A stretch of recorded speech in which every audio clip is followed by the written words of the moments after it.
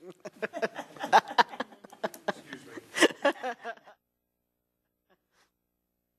for me.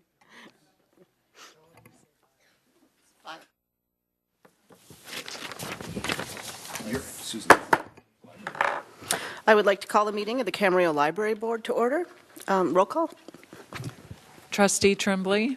Here. Trustee Kildee. Here. Trustee Craven. Here. President Pro Tem Mulchay. Present. President Santangelo. Here. Mr. Mulchay, will you lead us in the flag salute? Proudly. Everyone, please rise. Right hand over your heart. Ready, begin. I pledge allegiance to the flag of the United States of America and to the republic for which it stands, one nation, under God, indivisible, with liberty and justice for all.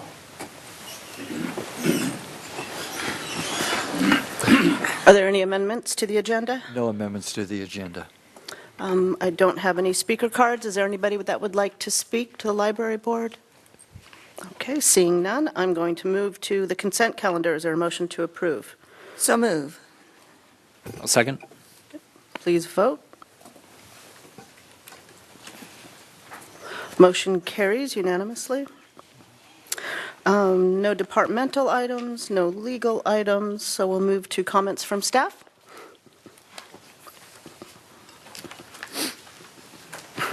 Our library director, Mr. Apodaca, is here to talk to you about the library report. Mike? Let me turn that on. Okay. There you go. How's Hello. that? There we go. Hello. Hey. It's National Library Week. We're all very excited about that and have a lot of events going on. Our theme for National Library Week is Libraries Equal Strong Communities. We saw a very interesting set of programs begin already. So last weekend we hosted our Startups Ventura weekend. We went through the process of selecting the winner and hosting a lot of the panel who gets on and gets to hear local businesses and entrepreneurs get up and talk about their ideas. So that was very exciting. And then this Saturday is our Camarillo Reads One City, One Book. We have Joseph Fink coming. That's at 2 p.m. And so we're very excited about that. And the night before, we're hosting something new for us. It's a volunteer appreciation event. This is happening Friday evening at the library, and we're very thankful for any who can attend. This is really to celebrate all of the hard work our volunteers do throughout the year. And it's never easy to capture everyone, and so it's hopefully complementing what the city already does in the fall. So we're thinking this will be a nice thing to add in the spring, and it's also right around the time that our Volunteer Appreciation Month happens. So that's very exciting, and going back to our startup weekend, our Russell Fisher Business Collection has a bit of extra good news. We were awarded a mini grant. This grant is celebrating the value of libraries. It's really approaching libraries from a different angle or from an innovative side of things. So this is all of the hard work our business librarian George Winkler has done in establishing a business ecosystem. This thing will be celebrated and fit in hand in glove with our startup weekend. So that will be for our next fiscal year, and we're excited to see that. And then checking my email just now, I found out that we were awarded an LSTA grant. Oh, great. Yes, which is very nice. Yeah. And this will be to help support Comic-Con in November at the library. So we're really happy that we got that help, and it should be a fun time. Thank you. Yeah, absolutely. Thank you. Oh, sure. Comments? Questions? Just a quick congratulations on both grants. Oh, yeah, thank you. And then you just might want to mention the time of the volunteer recognition event on Friday. Yes, the time, it starts at 6, but you can get there as early as you want to come and see the closing of the library at 5, because that's always a fun time to see the patronage who just love our library so much and want to stay on our computers. But 6 o'clock is when the festivities start. We're very lucky to have a performance from one of our library staff members, Taiko Drumming Troupe. And then the event is also catered, and it's by invite to our volunteers. So we're getting everyone from literacy volunteers in to our teen volunteers and Channel Islands, CSU Channel Islands student interns to be there. Thank you. Yeah. Anyone else? I just wanted to apologize ahead of time that I can't be there this weekend. I have family plans that I've had for a long time. Well, but- we understand. This wasn't meant to be a guilt trip. I'm sorry. But I do want you and the volunteers to understand how much I appreciate everything they do for our community. Absolutely, and we appreciate the support. That went a long way, and yeah, we'll just hopefully start this up in an annual tradition sort of thing, because I think there are a lot of interest. We set our RSVPs at 75 attendees, which means we have 75 strong volunteers who wish to be present for it. Yeah. Good for you. Sure. Thank you. Thank you. Okay, this meeting is adjourned. I'm going to open up the Camarillo Sanitary District meeting. Let the record reflect that all directors are present. Do we have any amendments to the agenda? No amendments. Any public comments? Would anyone like to speak before the Camarillo Sanitary District? Seeing none, we're going to move on to the consent calendar. Move the approval. I have a motion, Second. and I have a second. Please vote. That passes unanimously. Down to departmental, we have 2 departmental items that we're going to do jointly with the City Council. So at this time, I'm going to recess the meeting of the Camarillo Sanitary District. Okay, I'd like to call the regular City Council meeting of April 10th to order, please, and let the record reflect that all the council members are present. Any amendments to this agenda? No amendments to the agenda. No amendments to the agenda. Okay, so that gets us down to item 2. It's the presentations. We do have one tonight. It's a certificate of recognition for Saving Lives Quiet Moment contest winners. Miss Madeline, do you have? Sure, absolutely. If you'd like to come forward. And I do have the microphone on, so, yeah. Thank you, Rabbi. Honored council members, a couple of you, it's my first time meeting, so it's great. Congratulations. My name is Aryeh Lang. I'm a rabbi here at Chabad Camarillo for the last 16 years and the executive director of Saving Lives Camarillo. Saving Lives is one of over 750 coalitions, and we run through a federal grant from the ONDCP and SAMHSA, and it's a drug-free community grant. And our goal is to prevent drugs and alcohol amongst youth 11 to 17 years old. We are the only coalition currently in Ventura County, and we got renewed in 2015, so it's our 9th year already. The maximum is 10, but we also contract with Ventura County Behavioral Health. And the goal is, of course, we don't expect to eliminate drugs and alcohol, but at least to minimize it. And one of the ways we do that is we started a pilot program called the Quiet Moment. And the Quiet Moment I initially heard from the Grand Rabbi, Rabbi Menachem Mendel Schneerson, the Lubavitcher Rebbe. And the idea is a reflection 60 seconds at the beginning of the day, where kids get to speak to their parents the night before on what to think about. And hopefully it encourages these kids to think outside of themselves and think about what they can give and the difference they can make, and create a resilience that they don't need to resort to drugs or alcohol for issues in their life, but they can go inside. And so we tried it. I want to thank Dr. Ramsey from the Pleasant Valley School District, who found the right principal, Eric Goldman at Las Colinas, and we tried it in the 7th grade science class. It's been going for several months, and we had a reflection contest, over 100 entries. And what you're going to see here is the top 2. We actually awarded 3, but one wasn't able to make it here. And this is just to see those essays and to see what those kids have wrote about how that affects them in their life positively has just made all the work over the last 9 years really that much more meaningful to make a difference in a kid's life, because ultimately that's our future, and that's what it's all about.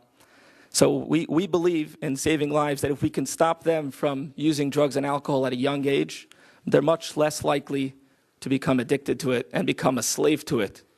I say that not lightly, because I'm holding a matzah.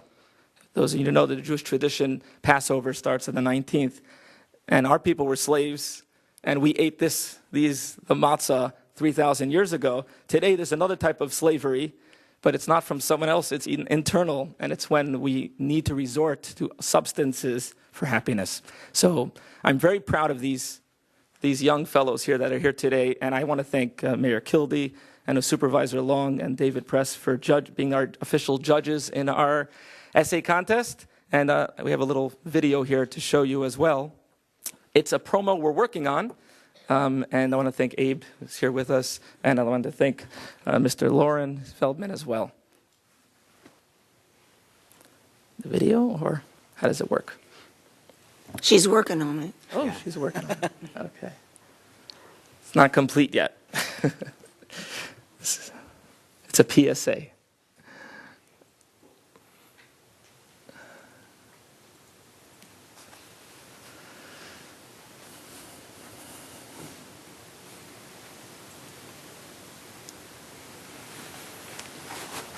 Oh, there it is.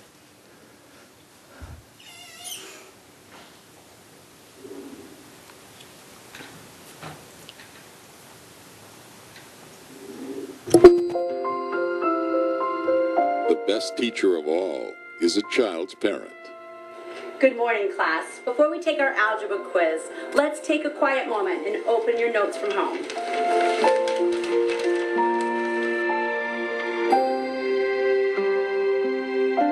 A quiet moment taps into the purpose of life and family values that best come from the home.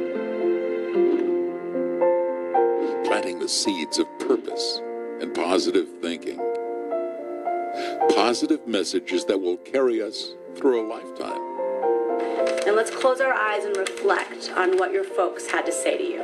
All across America, parents and teachers are embracing the long-term benefits of a quiet moment. Okay, class, let's go ahead and put the chairs back where they belong, and we'll take our algebra quiz. Find out more about enrolling your school in a quiet moment.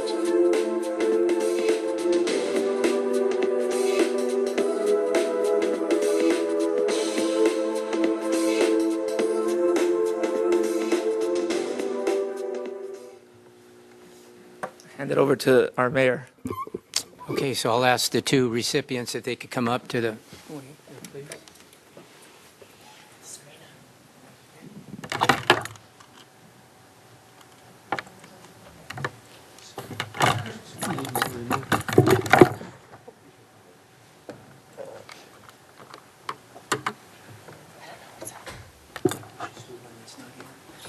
If you'd like a picture from the front, you're welcome to come up and take it in here.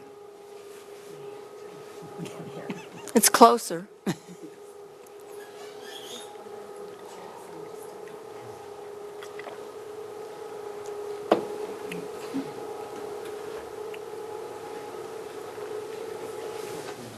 All right, well, welcome to the two recipients here and Rabbi Lang. I know when I got the phone call to see if I would be able to help you in your endeavors here, I had questioned, well, what is it? And you gave me a very long and very detailed explanation, and I said, boy, this is something that is really great. And I was honored that you would ask me to help you out, and I know the council here has been very active in the youth of our community here in many different ways, and this is just one of them. And I'd like to present the two recipients here, and we're very proud of you. The first one is Chelsea, is it Ariti? Am I pronouncing it? Ariti. And congratulations to you. Keep writing. You know, we live in a society that we don't write as much as we used to, and it's a very worthwhile endeavor to write as much as you can. The written word, it has all kinds of meanings, so I think it's really great that you were able to do this quiet moment, saving lives, the Camarillo Coalition. So on behalf of my colleagues up here and all our staff and all the residents of the city of Camarillo, I'd like to present this certificate of recognition to you, and I'm very, very proud of you, and keep up the good work.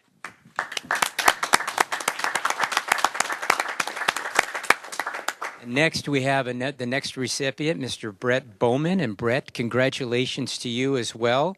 It's wonderful that you are also continuing to write, and it's such an important skill, and I know my colleagues here all believe in that too. So this is a wonderful time for you and your family and your teachers and everybody else.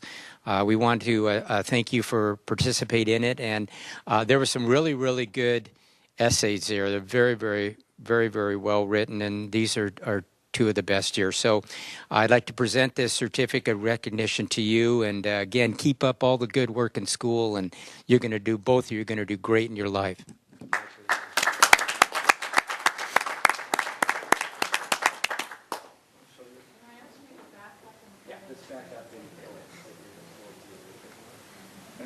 Is this good here? Who are we looking at?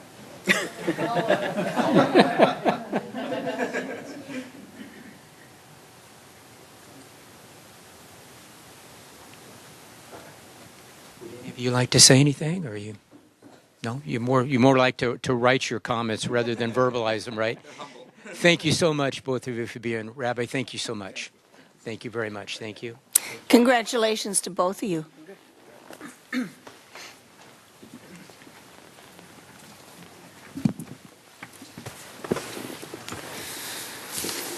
All right. Okay. So that gets us down to item 3. It's the consent calendar. Move the approval. I have a Yes, Mr. comment and O'Shea. a question on one, if I may. Sorry, I'll withdraw. Okay. Proceed, please. On item E, and maybe I don't know who this is best for, maybe our Public Works Director. On Senate Bill 1, the Road Repair and Accountability Act, 2 questions pertaining to this. Is this in addition to our annual road slurry and seal program? Or is this in replacement of? It's a part of it. A part of it, okay. Yes, So right. this is not the whole thing, this is just a part. That's correct. So our annual budgeted amount for overlays and slurry seals is $5 million in our capital improvement project, our program. And so that's an annual $5 million. This is a portion of that $5 million planned expenditure. The total project, we're expecting about $4.5 million for this project, and the 1.1 million would be part of that. And then my second question is, I saw that we had identified the space on Carmen in front of City Hall. I know that just this last few months had recently been grinded and resurfaced. So why would we include that one little segment from, I think it's Ponderosa to the freeway? Yeah, actually on the map, just flip to that real quick. I believe it showed it right. The Exhibit A in the report shows it coming all the way down to Daly. That actually should be just stopping at just north of Paseo Camarillo where we did the overlay. Mm-hmm. So the actual limits of this work would not go over what we had already done. Okay, I just want to make sure that we're not doubling our work. Correct. Okay. Correct. Yeah. And then my one comment on G is G actually is within a 500-foot radius of my family's business. And so when I vote, I'm going to be abstaining from item G. Okay. Is there a motion to approve consent then? So move. It's a motion and second. Any further discussion? Here none, please vote.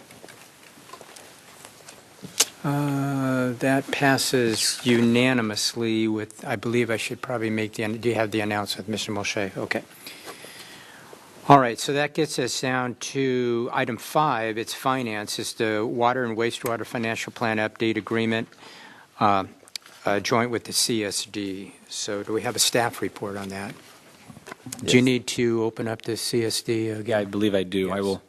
I will reconvene the Camarillo Sanitary District. Thank you, Mr. Mayor, members of the Council and the Sanitary Board. I'm Mark Uribe, representing the Finance Department, and this item is for an amendment to an agreement to do the Water and Wastewater Financial Plan Update, and that's the water and sewer rate studies. We do the rate studies as a requirement to establish a nexus between the cost of providing the service and to develop the rates to charge for those services so that the rates we charge cannot exceed the cost of providing those services. So what we do is typically on a 2-year cycle, we do a Proposition 218 notification of the intent to hold a public hearing, which we do in a November time frame. And we look at 2 years at a time. So this study would be preparing rates for 2020, the year 2020 starting January, and 2021. So this particular amendment now has three parts. The first part is the rate study, which we do actually every year. We do on a 2-year cycle, but in the second year we do an update so that we are reviewing the information that goes into the rate computation every year. So that's the first piece of it. The second piece is a connection fee, or also called capacity fee study. Now those were last looked at in 2011 in a study, again, to develop a nexus between the costs of development, impacts of development on the water and wastewater systems to establish fees for developers bringing in new development. Again, that study was last done in 2011. I think the capacity fees were adopted in 2012 based on that study, and then every year from then on has been an inflationary factor. So now it's prudent to take a look at those circumstances, the systems, the impacts on the systems, the efficiencies in the systems on a periodic basis. So this would now be 8 years since the study was done, so we were recommending that that be looked at again. The first piece, the update to the financial plan, was proposed in the amount of $48,816. The second piece for the capacity fees was a not to exceed amount of $32,583. And then the third component was an option to provide financial support for the desalter project. So the thinking behind that is with the size of the project and the different financing that is being developed to fund that project, the Raftellus Group would be able to serve as a consultant if needed to do additional analysis. Now, the rate study that they do as part of the option 1 covers a 5-year period. Even though we only look at adopting rates for the first 2 years, it does look out over a 5-year period and looks at trends and assumptions that go into those 5 years, which can be used for financing plans for the desalter. Now, the reason, and if the information that comes out of that study in option 1 can be used, it has to do with timing of when we were trying to put together the financing plan. And that would be great if it fell in, but looking at some preliminary figures and preliminary calendars, we may need them to do some analysis ahead of that rate study, or they may be asked to do some additional analysis that's not included in the regular rate study. So the reasoning behind that's an amount of $20,000 as just a placeholder to be used as an as-needed basis once we get to that point.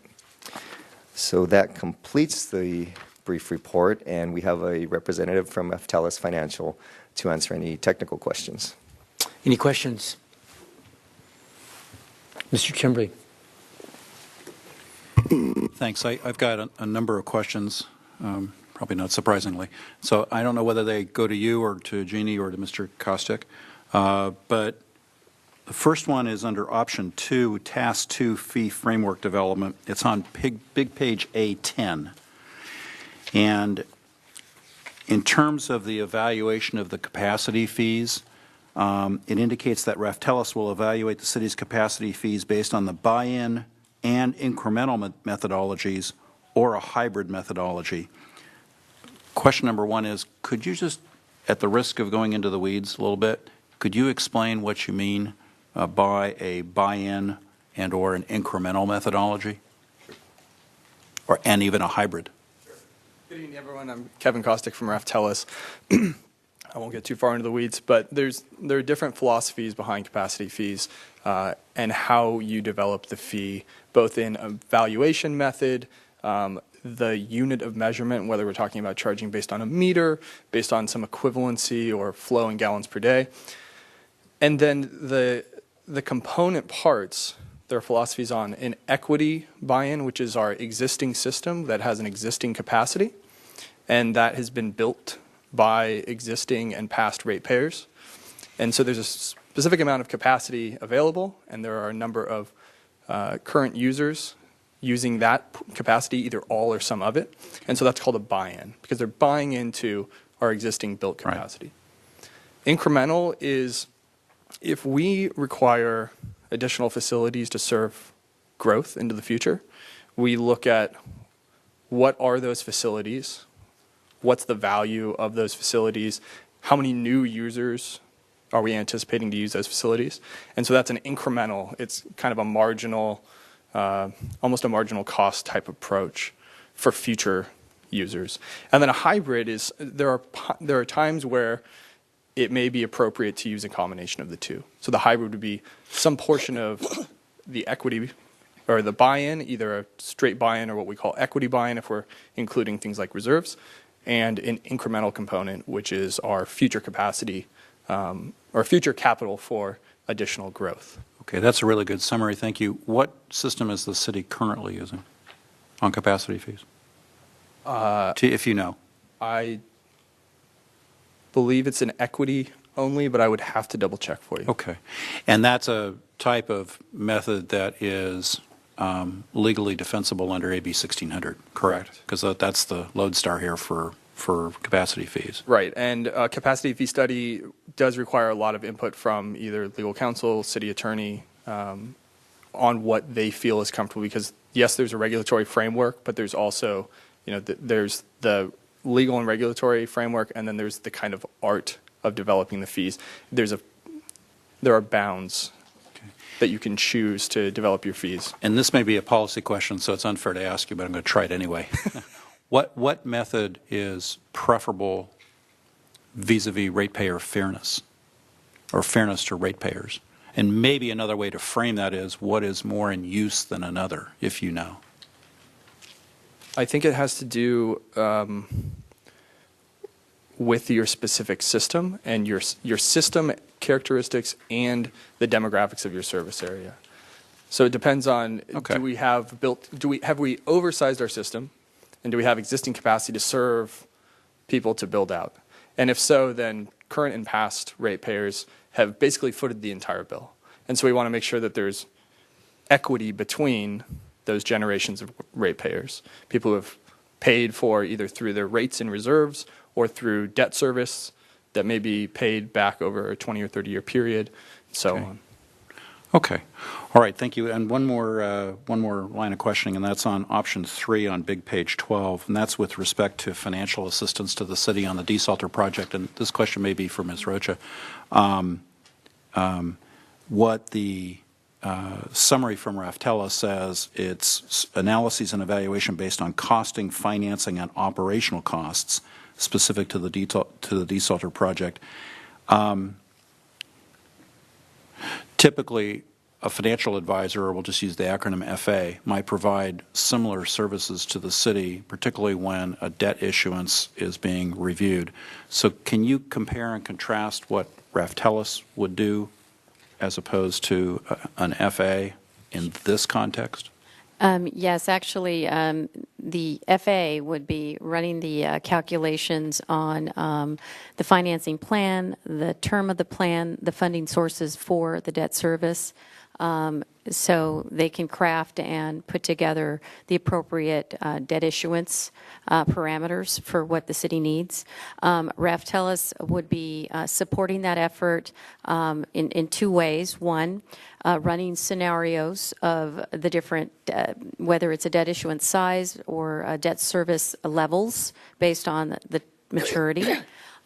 Additionally, as part of that financing plan in support of the FA, there is a requirement to have a rate model and 5-year forecasting or forecasting models provided to support the issuance. So initially, we definitely wanted Raftelis on board to run scenarios for us, but in practicality, they actually have to support the FA in providing the documentation on the rate modeling and the ability to pay back the debt service.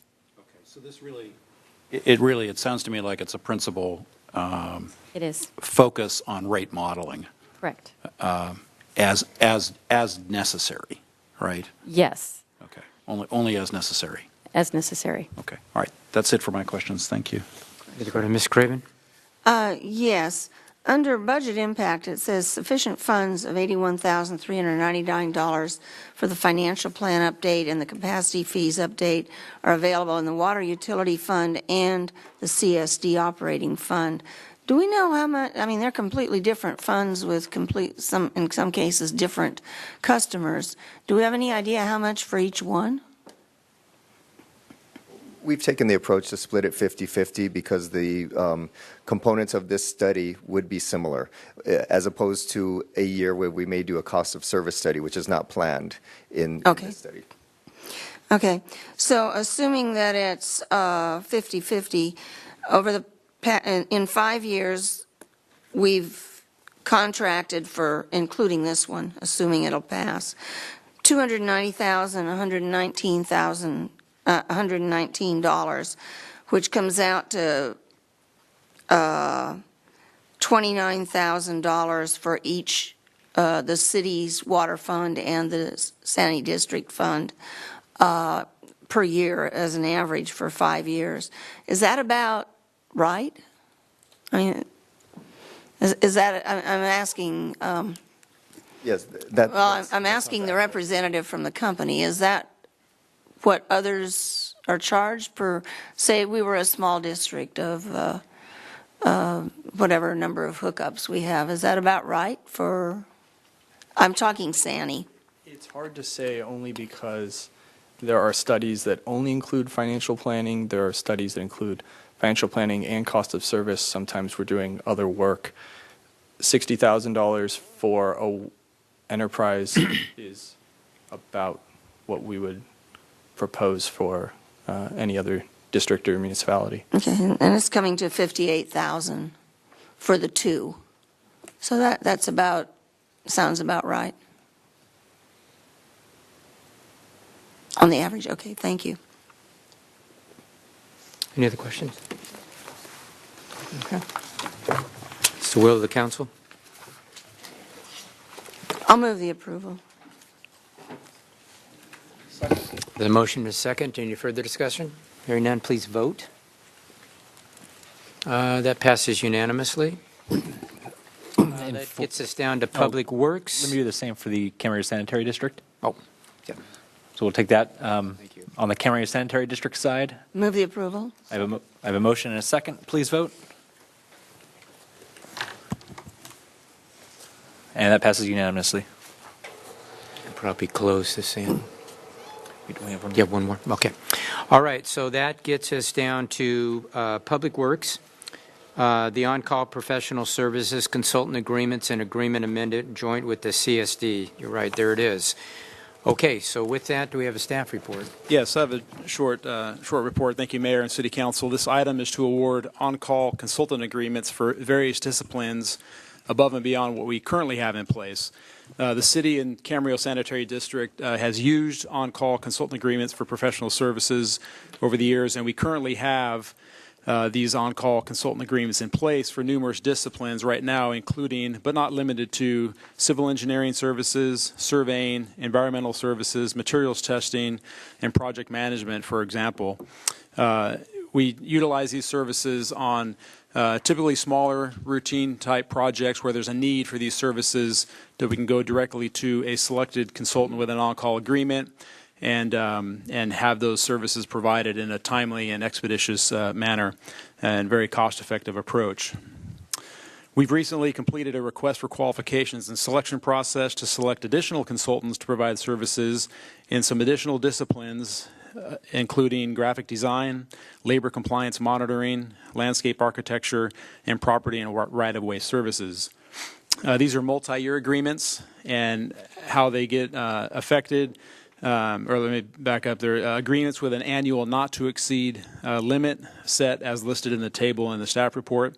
And when services are needed in a particular discipline, a task order is authorized with a specific scope of work, and those costs are charged to a budgeted project. So the action tonight includes approving on-call agreements for the city and CSD with 6 consultants as listed, and also amending one existing on-call agreement that we have in place with Casray Consulting. And this agreement is for drainage analysis and storm drain design services. And the amendment is to increase the annual not-to-exceed amount for this agreement based on the need for additional services in this discipline. So that concludes my report. Any questions, Ms. Consul, tonight? Mr. Mulchay? I see under graphic design services, we have $160,000 between two different firms. What exactly are they designing? So it varies, again, depending on the need that comes up. But we could need assistance with advertising, announcements, project information.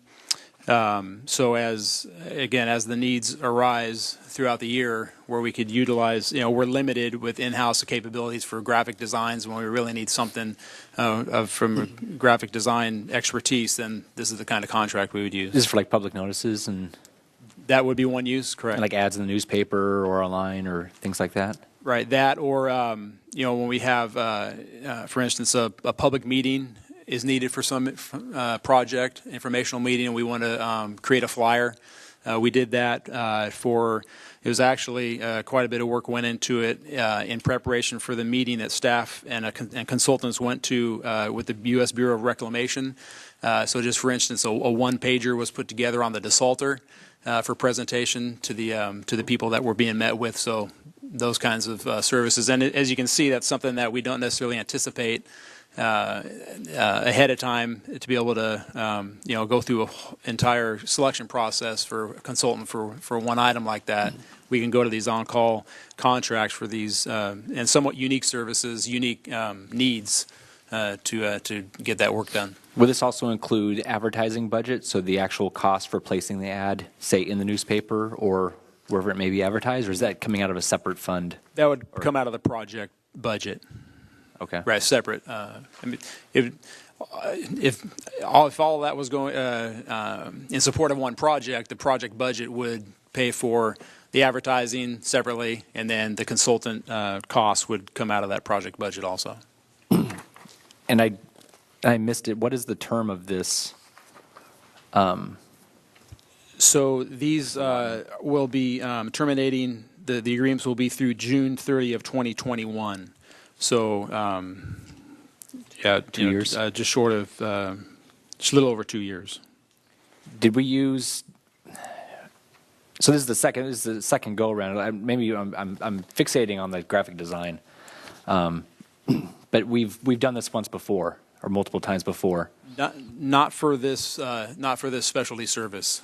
Not this. So Okay. This is the first time that we're getting a graphic design consultants on board with an on-call contract. What way did we do it before? On a case-by-case, project-by-project basis. Okay. Yeah. So you were having to come to the council and or embed that into each respective project as it came up? Correct. Okay. Any other questions? Move the approval. There's a motion, and there's a second. Any further discussion? Hearing none, please vote. That passes unanimously. Oh. And Sean, I believe that. Oh, I'm sorry. Yep. And let me open up the Camarillo Sanitary District. It's open. Well, it is open. You're right. I'm looking for a motion on behalf. I will move the approval of the item for CamSan. I have a motion. I'll second. I have a second. Please vote. And that carries unanimously. We have nothing else in joint with the City Council. I just want to touch base really quick. Do we have any comments from legal counsel or staff?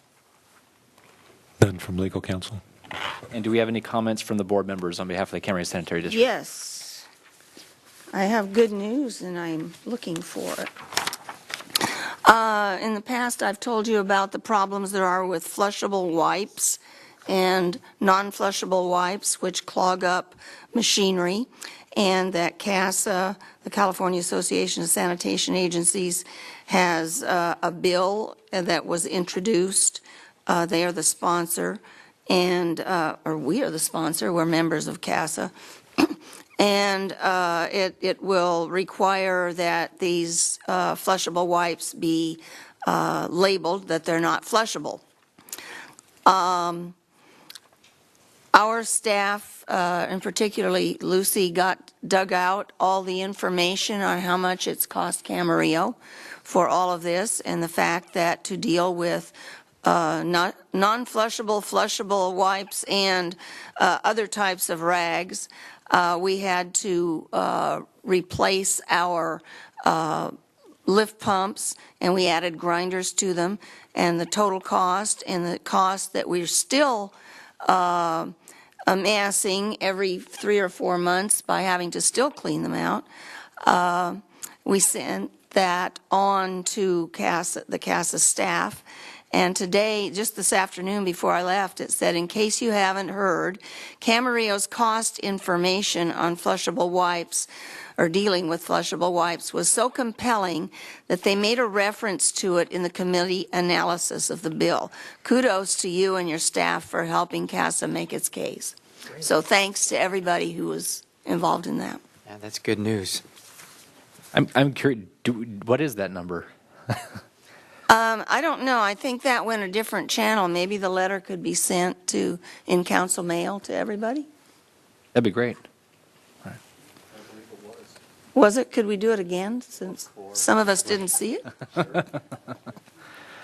Do I have any other comments from board members? No, seeing none, I'm going to adjourn the Camarillo Sanitary District. Okay, we'll get down to item B. It's the City Hall office expansion. Do we have a staff report on that? Yes, Mr. thank you, Consul? Mayor, City Council. This item is to hire a consultant for the design of the office expansion project at City Hall. The project is in the current CIP, and in August of 2018, last year, City Council did hire Ravat Albrecht and Associates, an architect, to perform preliminary design concepts for the office expansion. And then in January this year, at a study session, staff presented the concept designs of converting 2 atriums within City Hall into work areas. And as shown on the screen, the 2 atrium areas are circled in red. And to orient ourselves, we're over here in the City Council chambers. And the main entrance into City Hall is here, into the lobby, with the utilities building on the right, and then to the left, the building and the safety area. The first atrium is on this side, behind utilities building and the central conference room. Open to the air atrium there, and the other atrium is behind the building and safety work area, and again another open air atrium that is proposed to be converted into work areas. The next step is to move into final design of the 2 atrium conversions, and this action tonight would be to amend the agreement with Ravat Albrecht to proceed into the final design. So I'll just quickly refresh on what's planned here. This is a close-up of the atrium area behind behind utility billing and the central, right adjacent to the central conference room. And this would create 3 new workspaces in this area. Proposed 2 closed-door office locations for management level staff, and also a small multi-purpose meeting room. So a increase of 3 new offices in this atrium conversion. Proceeding to the next location, the building and safety area is here, and the existing atrium is here. There are 3 existing cubicle work areas that will be incorporated into the conversion and a rearrangement of workspace here. So this atrium would be converted into a conference room, and a total of 6 workspaces. That would be a net gain of 3 in this area of workspaces, converting the existing 3 into the new layout with 3 additional there to serve the needs of existing staffing levels. We have several staff areas that are very congested and shared spaces that will be utilizing this workspace, along with a much needed additional conference room space incorporated here. The proposed work also includes a rearrangement of the community development area that's outlined in red, essentially maximizing the use of existing space and adding 1 work area. So again, to meet the space needs of existing staff, we end up with a conversion project here with a conference room and netting 4 new work areas. A quick summary of the project. Total estimated cost at the current conceptual design stage and as presented to City Council at the study session is ranged between 1.1 and 1.4 million based on the conceptual level of work that's been performed. The cost will be refined further as we go into final design And we provided a breakdown at that $1.4 million cost to give an idea of what's included there, approximately $350,000 for the design effort, the bidding documents, the bidding period, and then inspection during construction. And this includes contingencies, approximately $950,000 for the construction contract and contingencies, and then $100,000 for cubicles and furniture that are needed to finish out the spaces for the $1.4 million total. The anticipated schedule at this point is moving into final design with completion by the end of this year, moving right into bid and award in as early as possible in 2020, and then with construction beginning roughly around this time, late spring of next year. So that concludes my report, and I'd be happy to answer any questions. Any questions at this time? Mr. Tremblay? Mr. Klotzel, I just want to confirm that there's not going to be a duplication of services. On big page 3 is RA's scope of services, and under phase 1, under design development, they have a site visit, listing a site visit as built confirmation.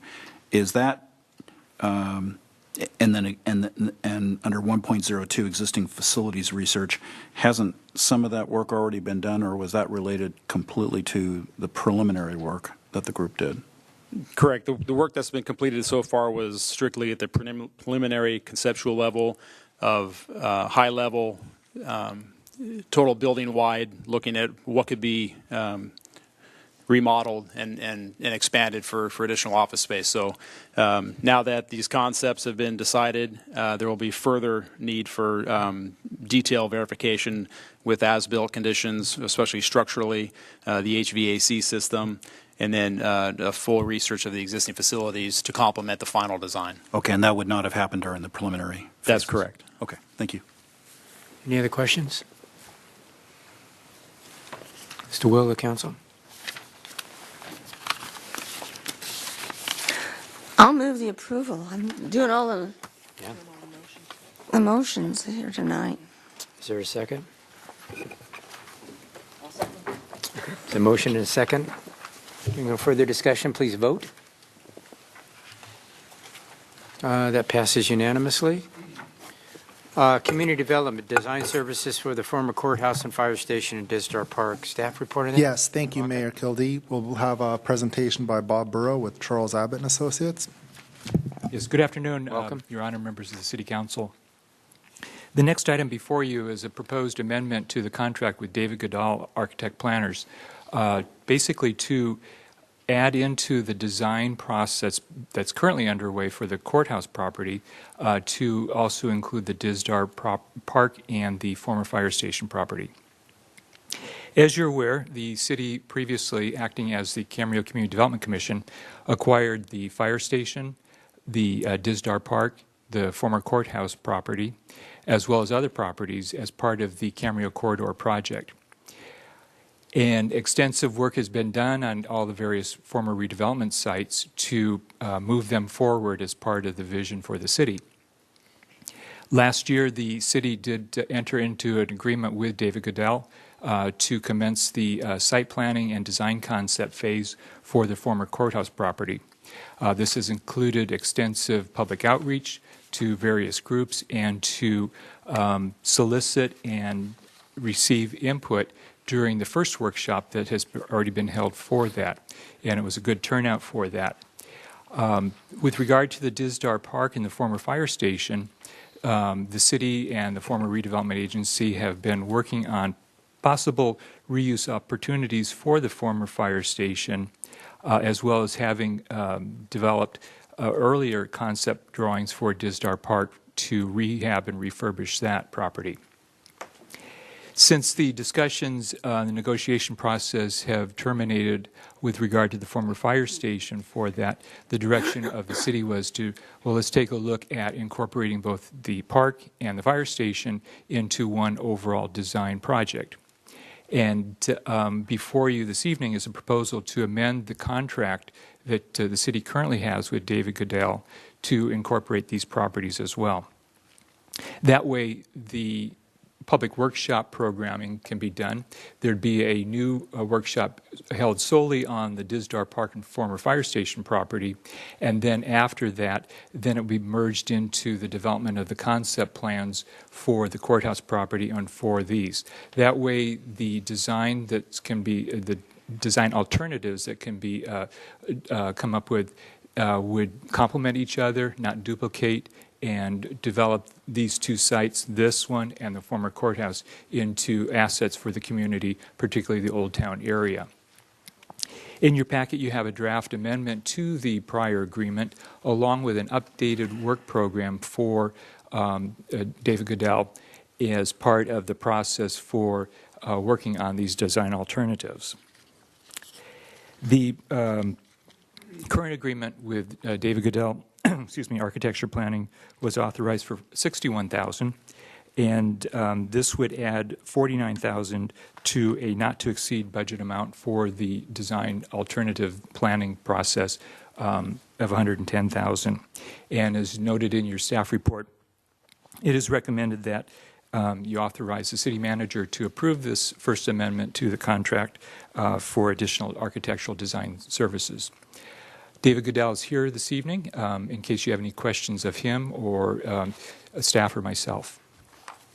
Okay, we'll ask some questions at this point. Mr. Tremblay. Just a couple of process questions. So I'm on page 10 of our staff materials, just in terms of the combined schedule, Mr. Burrows.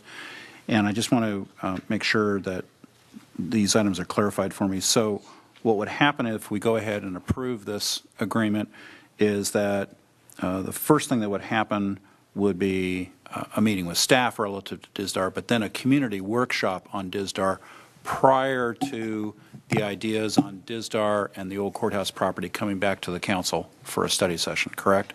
Yes. We're tentatively targeting May 20th for the first workshop with the community to, again, similar to the process that was done for the courthouse, where information passed, concepts, and reviewing and soliciting input and ideas from the community. Okay, and then May 20 for that community workshop. Correct. On Dizdar, and then there would be some sort of meeting with Pleasant Valley School District relative to the So we anticipate having the community workshop solely on Dizdar May 20th. Right. Then after that, we anticipate a study session before the city council that we most likely will have in the council chambers, because we anticipate significant public participation, where we will provide the city council with an update on the outcome and input we received at both workshops. The prior workshop we held in January on the former courthouse, and then now the anticipated workshop on Dizdar, and we'll provide an update on the input received to the city council, hopefully in June. Okay, and then after that, or subsequent to that, would be a meeting with Pleasant Valley School District relative to the grass area and back of the back of the old courthouse property. Correct. Continued dialogue would occur on that because that's their property, and one of the alternatives would be using that as with ideas that have come up from the community. And then after some further preparation time, then we would go to a second round of workshops, and in that second round of the community workshop, that would combine all the properties together. Yes, that's correct. And thereafter, come back to the council after that workshop is done, so the council's decision is informed by the input at that second cycle of community work. Yes, that's correct. Okay, I'm clear. Thank you. And then even after that, then we would ultimately create concepts that would go to the Planning Commission at a public meeting where we could still receive input. And then it would conclude with an additional city council meeting where we could still have public's input. Yeah, thanks for finishing that up. Okay. Any other questions? Ms. Santangelo, do you have any questions? Okay. I'm wondering, anybody can answer this, why we would do another workshop just on Dizdar.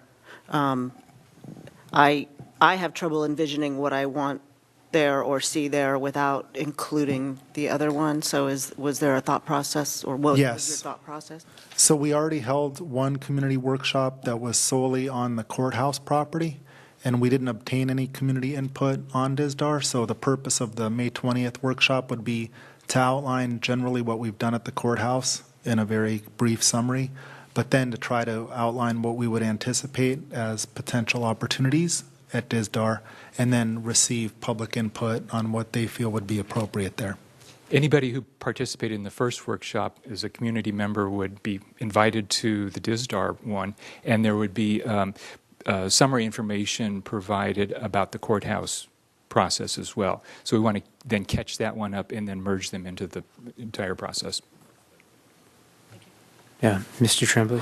But even if anybody would be invited to that, even if they didn't go to the first courthouse. Yes, anybody could participate. Mr. Milche? I can't recall, but at these workshops, are we taking people's information, their emails, so that way we may stay in touch with them and inform them of further workshops? Yes, we are. We're maintaining a database that then we include them on an interest list. So then anytime we do any public outreach, we will disseminate that to everyone on the interest list. Okay, thank you. And then some, articles in the Acorn, advertisements in the Acorn, on your website, and mail out, I think, like 600 notices sent out the last time, and also email blast and such. Actually, I have one follow-up question. In regards to that, in regards to outreach, are we reaching out to specific community groups or groups that are directly impacted, i.e. Merchants, and or directly to the neighborhoods adjacent to both of these respective properties? So we are sending out notifications to, I think it's over 1,000 actually, but all people like within a very broad radius of the Old Town area, including property owners and potential property tenants, which include commercial and residential properties. So both the people who own the land and the tenants. Correct. And then we've also reached out specifically to the Chamber, Old Town Association, and other interest groups such as Sci Arts, and we've had breakout meetings with them one-on-one as well. Perfect. And we'll continue to do that. Thank you. Any other questions? Comment. I have just one question. What is our intent with DISDAR Park? In other words, is there any scoping that we're going to do? I'm just saying because we've had several discussions and starts and non-starters. Yes, so that's what this public workshop's intended to do, is to try to formulate opportunity items that are going to be presented to the public, and then we anticipate receiving input from the public on what the desired improvements to DISDAR Park will be. We have a couple ideas. So, for instance, the council has already indicated that it'd be appropriate to include the bandstand as a potential item for improving that site. So we have a general framework, but we're going to open it up to the community to receive input to see what ideas exist out there. Very good. Ms. Craven, comment? Yeah, I think it's, what I'm going to say does not directly involve the contract, but I think it's better that I let the council know how I feel about all of this. And I think it's better that I do it sooner than later, and this is the first opportunity I've had since I rethought this whole thing. So last year, the idea came up to turn the former courthouse into a park, and I think all the council at that time and the new council members after they were installed were swept up with the idea, and then the idea grew exponentially after it was first presented. And within months, we had this contract to develop the park, or to this contract that we're talking about. After a lot of thought, I've decided that's really not the best thing for us to be doing. The city of Camarillo is not in the recreation business. We do not receive that portion of the property tax that goes for recreation and parks. We do not have a recreation department. We don't have employees who administer, organize, or teach recreation. We do have 2 parks that have no organized recreation, and I don't think we should expand. There is a recreation and park special district that's in the recreation business in Camarillo. It receives the portion of the property tax for recreation and parks. It has its own elected board, and its boundaries are larger than the city's. That is their specialty, and they do a good job for the people of this area. I think that by developing the former courthouse into a park, we'll be getting out of what we as a city do best, and we're going to start getting into what the recreation and park district does very well. We have Constitution Park, which was bought a long time ago, and the same property was bought to build City Hall. And the intent was to put, at that time, was to put a police station there, but that didn't happen. We also bought Disdar Park, and I think we should go ahead and expand it, as we've talked about for years. I'm also in favor of passing along the money we've said we'd give to the senior center part of the new community center building that the Pleasant Valley and Recreation and Park District is most likely going to build. However, I do not think that we should develop the old courthouse property into a park. I don't think we should expand that into the school district area, because I think that's only going to get a lot more expense for us that we are not in the business of doing. We're a contract city, we're not a full-service city, and getting into this recreation business would be nothing but mission creep. That's my thoughts. Okay, so those are thoughts. However, the task at hand right now is, with the design of whatever potentially that we could have there. I just felt I needed to get my thoughts out on this whole park thing. And I appreciate that. Yeah. Ms. Santangelo? Maybe I've missed something, but I don't think we've necessarily decided that it's going to be a park. When I was at the workshop, there were discussions about various uses for it, parking and other. That's fine. I just wanted to get this is about parks. I just wanted to get my feelings out. Okay. So are there any other comments or anything at this point? Seeing that we're airing some of our concerns or opinions, I share a little bit of Charlotte's concerns. I agree that we're not a park district and we're not in the park business, and it's definitely a concern that I have as well.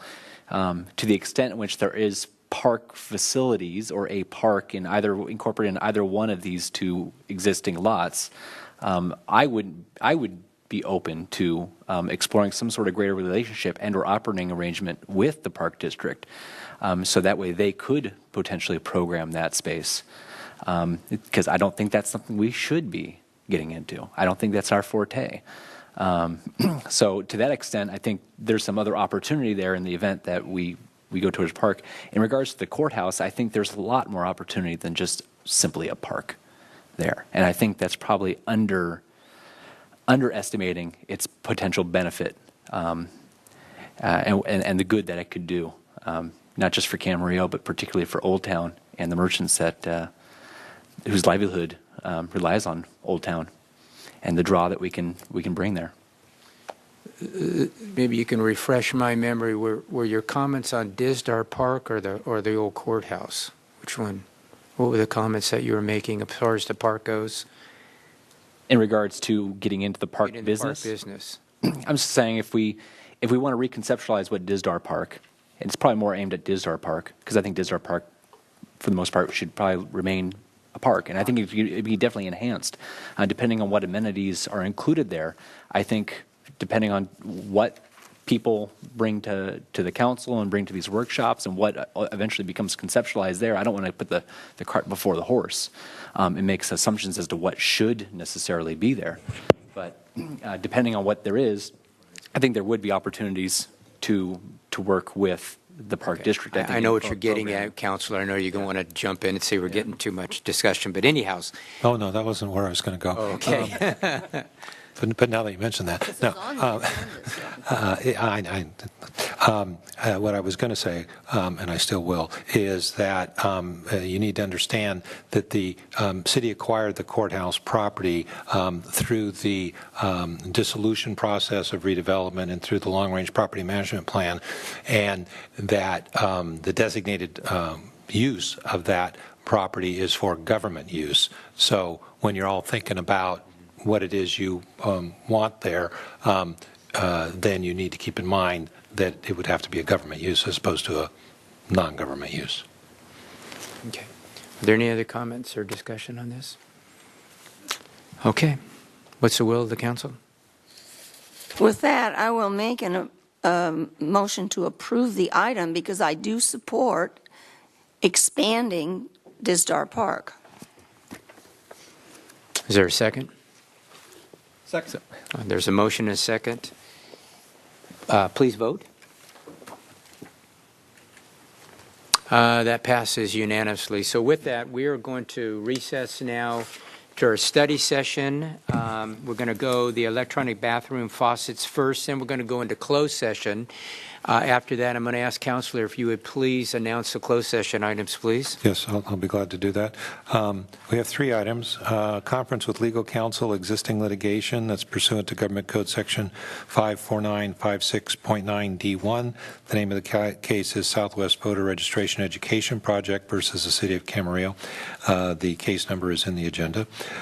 Second item is a conference with real property negotiator. The authority is Government Code Section 54956.8. The property is the former stock building supply building. That's located at 2800 Berry Street. Agency negotiator, city manager, city attorney, assistant city manager, community development director, and finance director. The negotiating parties, Group 1 is the Area Housing Authority of the County of Ventura and many mansions. Group 2 is CNC Development and Comstock Homes, and Group 3 is EAH Housing. Under negotiation are price and terms of payment. And the third closed session is a conference with labor negotiators. The authority is Government Code Section 54957.6A. The agency designated representatives are listed in the agenda, and the unrepresented employees include the city employees. Okay. Yes, Ms. Craven. I do need to say that I will not be able to participate in that part of the closed session that deals with the real property negotiators, Government Code Section 54956.8, because one of the negotiating parties is the Area Housing Authority of Ventura County, and my husband and I rent rental units and receive a significant portion of income from the Area Housing Authority. Okay, so with that, we will recess till 7:30.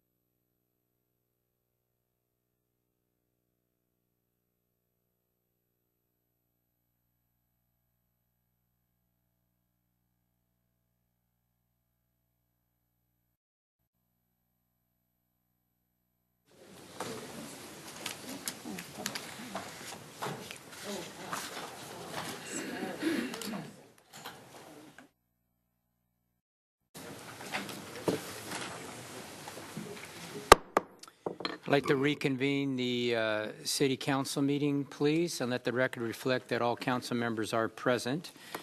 Flag salute. Ms. Santangelo, would you please lead us tonight? Stand. Hand over heart. Ready to begin. I pledge allegiance to the flag of the United States of America and to the republic for which it stands, one nation, under God, indivisible, with liberty and justice for all. Thank you.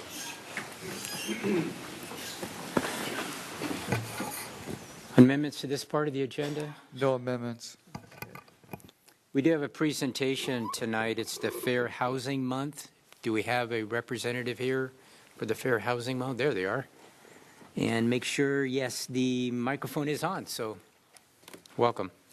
Thank you. Thank you, Mayor and members of the council. It's very nice to be here tonight. My name is Cher Hurd, and I am the first vice president of the Ventura County Coastal Association of Realtors.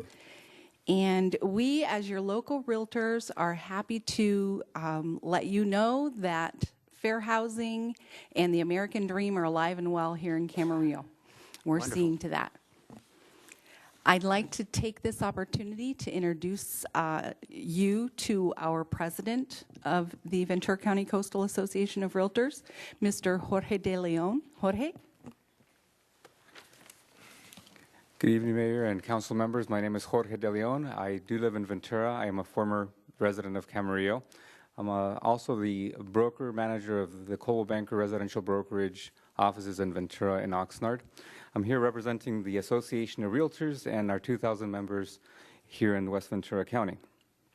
I'm happy to be here on behalf also of the National Association of Realtors, and as my counterpart Sheriff Hurd mentioned, it is Fair Housing Month, and for the realtors, this includes having to treat our clients fairly and making sure that their best interests are taken care of, and providing equal services to all of our clients.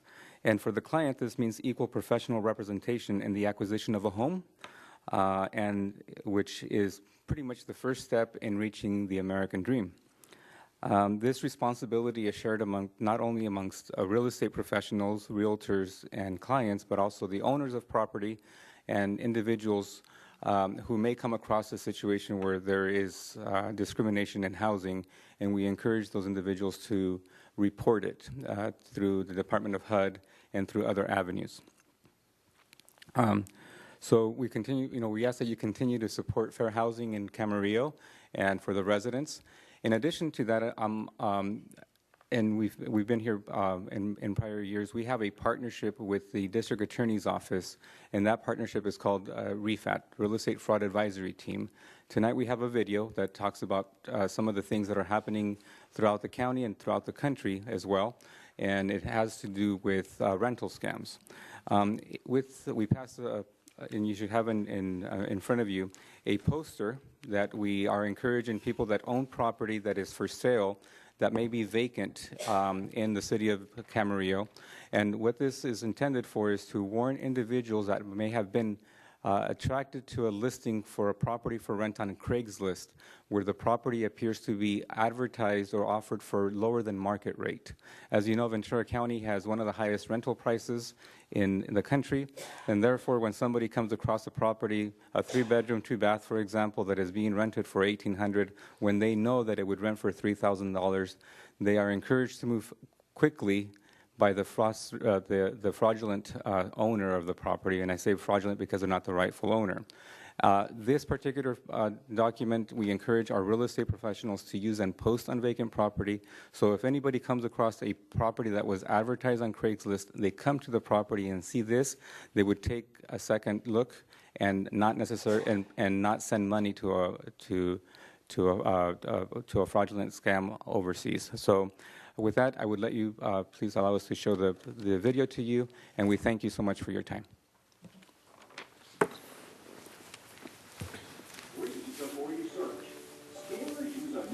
Tools and approach to post fraudulent listings on the internet. One method includes manually listing available properties by copying existing listings and posting them with new prices. They also take existing for-sale properties and post it as a rental listing. They also use listing management tools and syndicate the fraud across many different sites. These are possible signs of rental listing scams used to defraud users. As you begin searching for a new apartment or home, we urge you to be vigilant in researching the legitimacy of any potential listing and perform all appropriate due diligence. Found a deal that's too good to be true? It probably is. Always meet the landlord or agent in person at the property. Here at REFAT, we understand how important it is to have a higher standard of excellence in eliminating fraud. We created a not-for-rent document that you can place at your properties to prevent anyone from getting scammed and educate consumers about possible warnings. Stay informed, stay protected, prevent, detect, and report real estate fraud in Ventura County.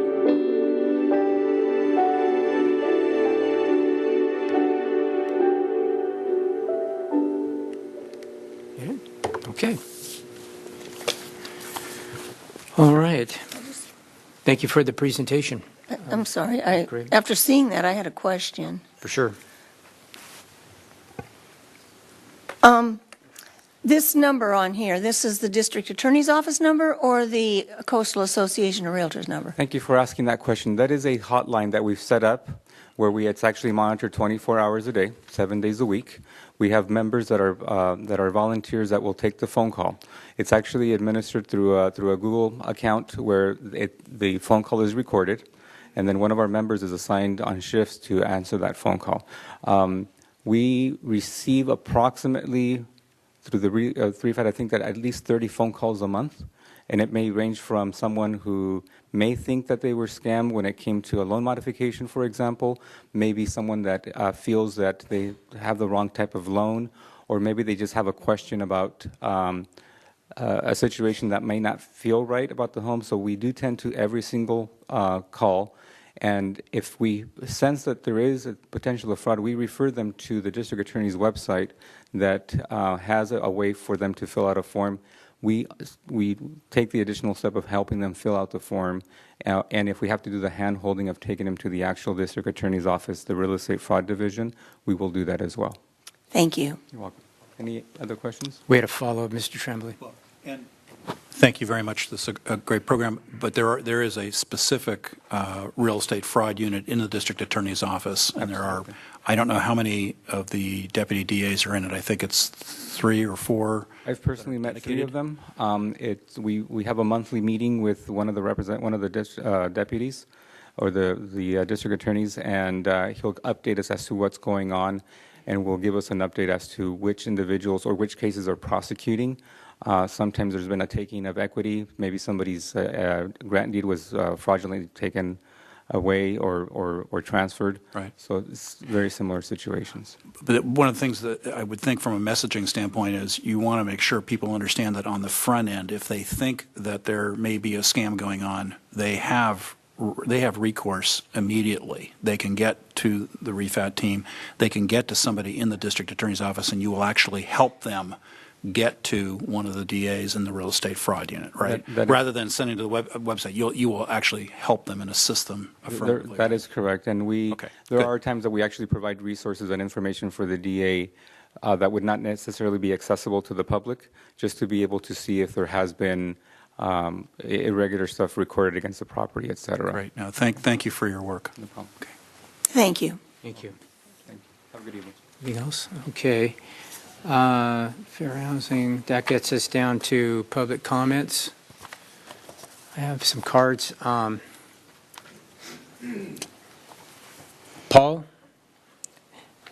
Deslier, am I right on that, Paul? This is Mike. How did you? Delorier. Delorier, absolutely. Well, I was somewhat close. Okay, Paul, welcome. And the microphone's on. I appreciate the opportunity to be here to talk to the mayor and the council on this issue. This is regarding City Municipal Code 11.20.010, in which it states in Section A, no person shall park any vehicle or cause any vehicle to be parked on any highway for the purpose of displaying such vehicle for sale. It goes on to state in Section B that regarding said vehicles being parked on a private property under subsection 3, quote, for the purpose of the subsection, when a vehicle is parked on private property for 3 or more consecutive hours with a sign thereon indicating the vehicle for sale, it is presumed that the registered owner of the vehicle has parked it there for the principal purpose of displaying, advertising, or offering the vehicle for sale. The problem is that this municipal code discriminates against city residents who have a vehicle they've decided to sell, which otherwise has every legal right to be parked on a city street. Section B3's presumption does not take into account city residents drive their vehicles to work or otherwise do business in the city. Section A does not allow for Camarillo City residents to park their own vehicle on the street in front of or next to their own residence, or a family member's residence, or a store or business where there is a legitimate purpose for being there simply because there's a sign on the vehicle noting it for sale. Yet, the City of Camarillo allows any and all vehicles, private and commercial, which have a variety of signage from small to full-on vehicle wraps, advertising businesses with their names, phone numbers, and a variety of other information, whether local or not, to park on any city street or parking lot. And I'll give you some examples: plumbing, carpet cleaning, maid services, construction, towing, real estate, catering, pest control, amongst other service industries. As long as we as city residents are meeting all DMV and legal requirements to operate and to be able to park our vehicles on the city streets, taking away our right to simply place a simple sign on the vehicle noting for sale, I believe is discriminatory and needs to be changed. We should be able to go to work, conduct legitimate business throughout the city, and park at or next to our homes or family members' homes, the same as all the other people who advertise a variety of services without having to remove a simple sign stating for sale. In my situation, my daughter and son-in-law are parking an otherwise legal vehicle at my house. My wife and I both have a vehicle each. One parks in the garage, the other two vehicles are in the driveway. Whenever we have to remove the vehicle from the garage, or otherwise use the garage, we have to move one of the vehicles to the street, either in front of my house or basically at the side of my house. My premise is that I should not have to remove the for sale sign just to park it on the street. I'm asking the city council to amend the municipal code to allow vehicles to be parked on city streets or public accessed private property with for sale signs which have a legitimate purpose for being there. The section should be left to address vehicles which are being left on city streets or private property listed for sale, which have otherwise no other legitimate purpose for being there, other than advertising it for sale. I get the concept behind my understanding, the spirit of where this municipal code came from, trying to prevent parking lots occurring, turning into for sale parking lots. I get that. And that's the spirit of where I believe it came from.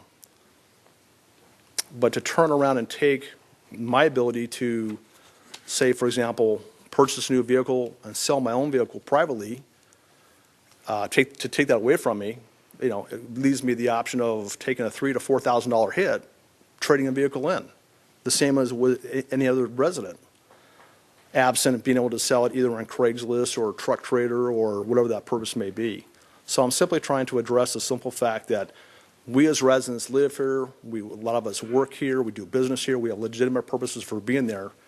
Those with legitimate purposes for being parked on a city street shouldn't be kept from being able to have that signage. So thank you for your time. If Thank you you. have questions, I think everybody has a copy of what I... We're in receipt of your letter as well, Paul. I'll obviously give you some pictures. You kind of maybe understand from that too, so. Thank you.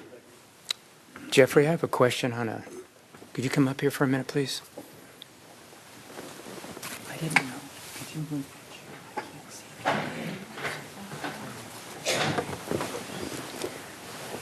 Okay, next we have Merrill Bursch. Is Merrill with us tonight?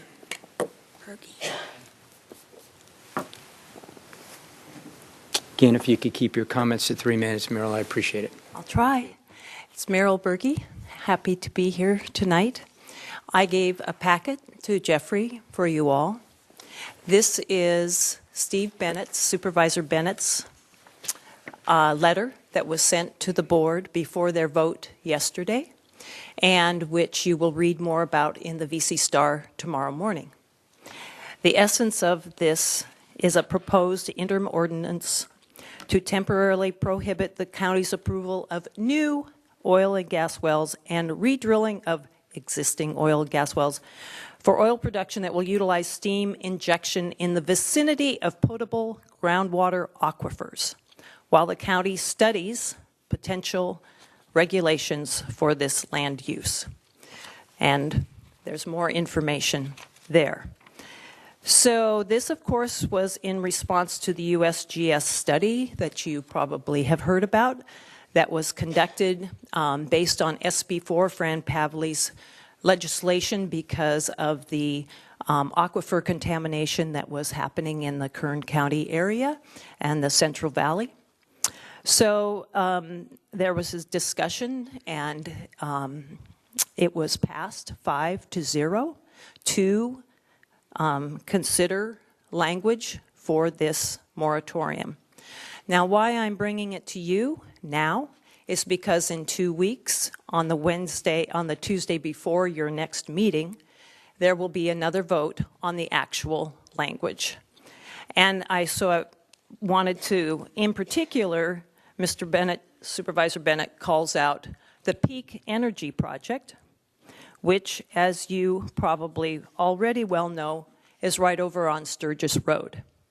So when I had heard about the Peak Energy Project, which is a proposal for 79 steam injection wells, I pulled the USGS study that was done in 2003 that shows the aquifers, the layers of aquifers that they would be drilled down to in order to reach the tar sands, the thick, dirty tar sands, which is why they need to use a high-pressure, high-temperature process to raise it to the surface.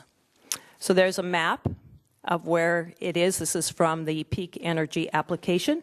And it mentions on the Peak Energy website how they, in addition to this site, have 774 contiguous acres under lease, which hold approximately 150 million barrels of oil reserve, and how they are going to be able, because of the contiguous acreage and favorable oil leases, drill across lease lines.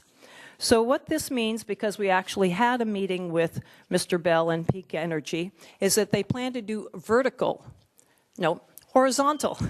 Horizontal.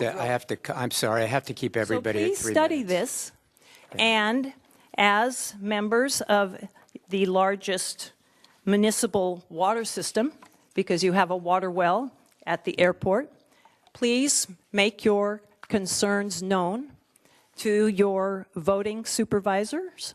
Meryl, please wrap it up. Thank I'm you. trying to be fair to everybody. Okay, next we've got Matt Norimer. Matt's here tonight. Wait a minute, Kevin. You know, this happened last week before we began. Barbara Williams noticed my cards move around. I turned it in last, okay? And the thing is, it was moved around. I don't appreciate that. I had it right here, Matt. No, it was turned in last. If we were winding the tape, sir, it was returned in last. I'm being moved around to accommodate other people. Would you like to wait? I would be like last? to be the last one. Fine, that's totally fine. Okay. But I have to let you know, I did not move it. I'm just telling you. I did it's not do right, that. Kevin. Wait a minute. I saw this last I don't want to get into an argument with you, Matt. I'm just telling you how it was to me. Okay, so let's go. Next is Charles Devlin.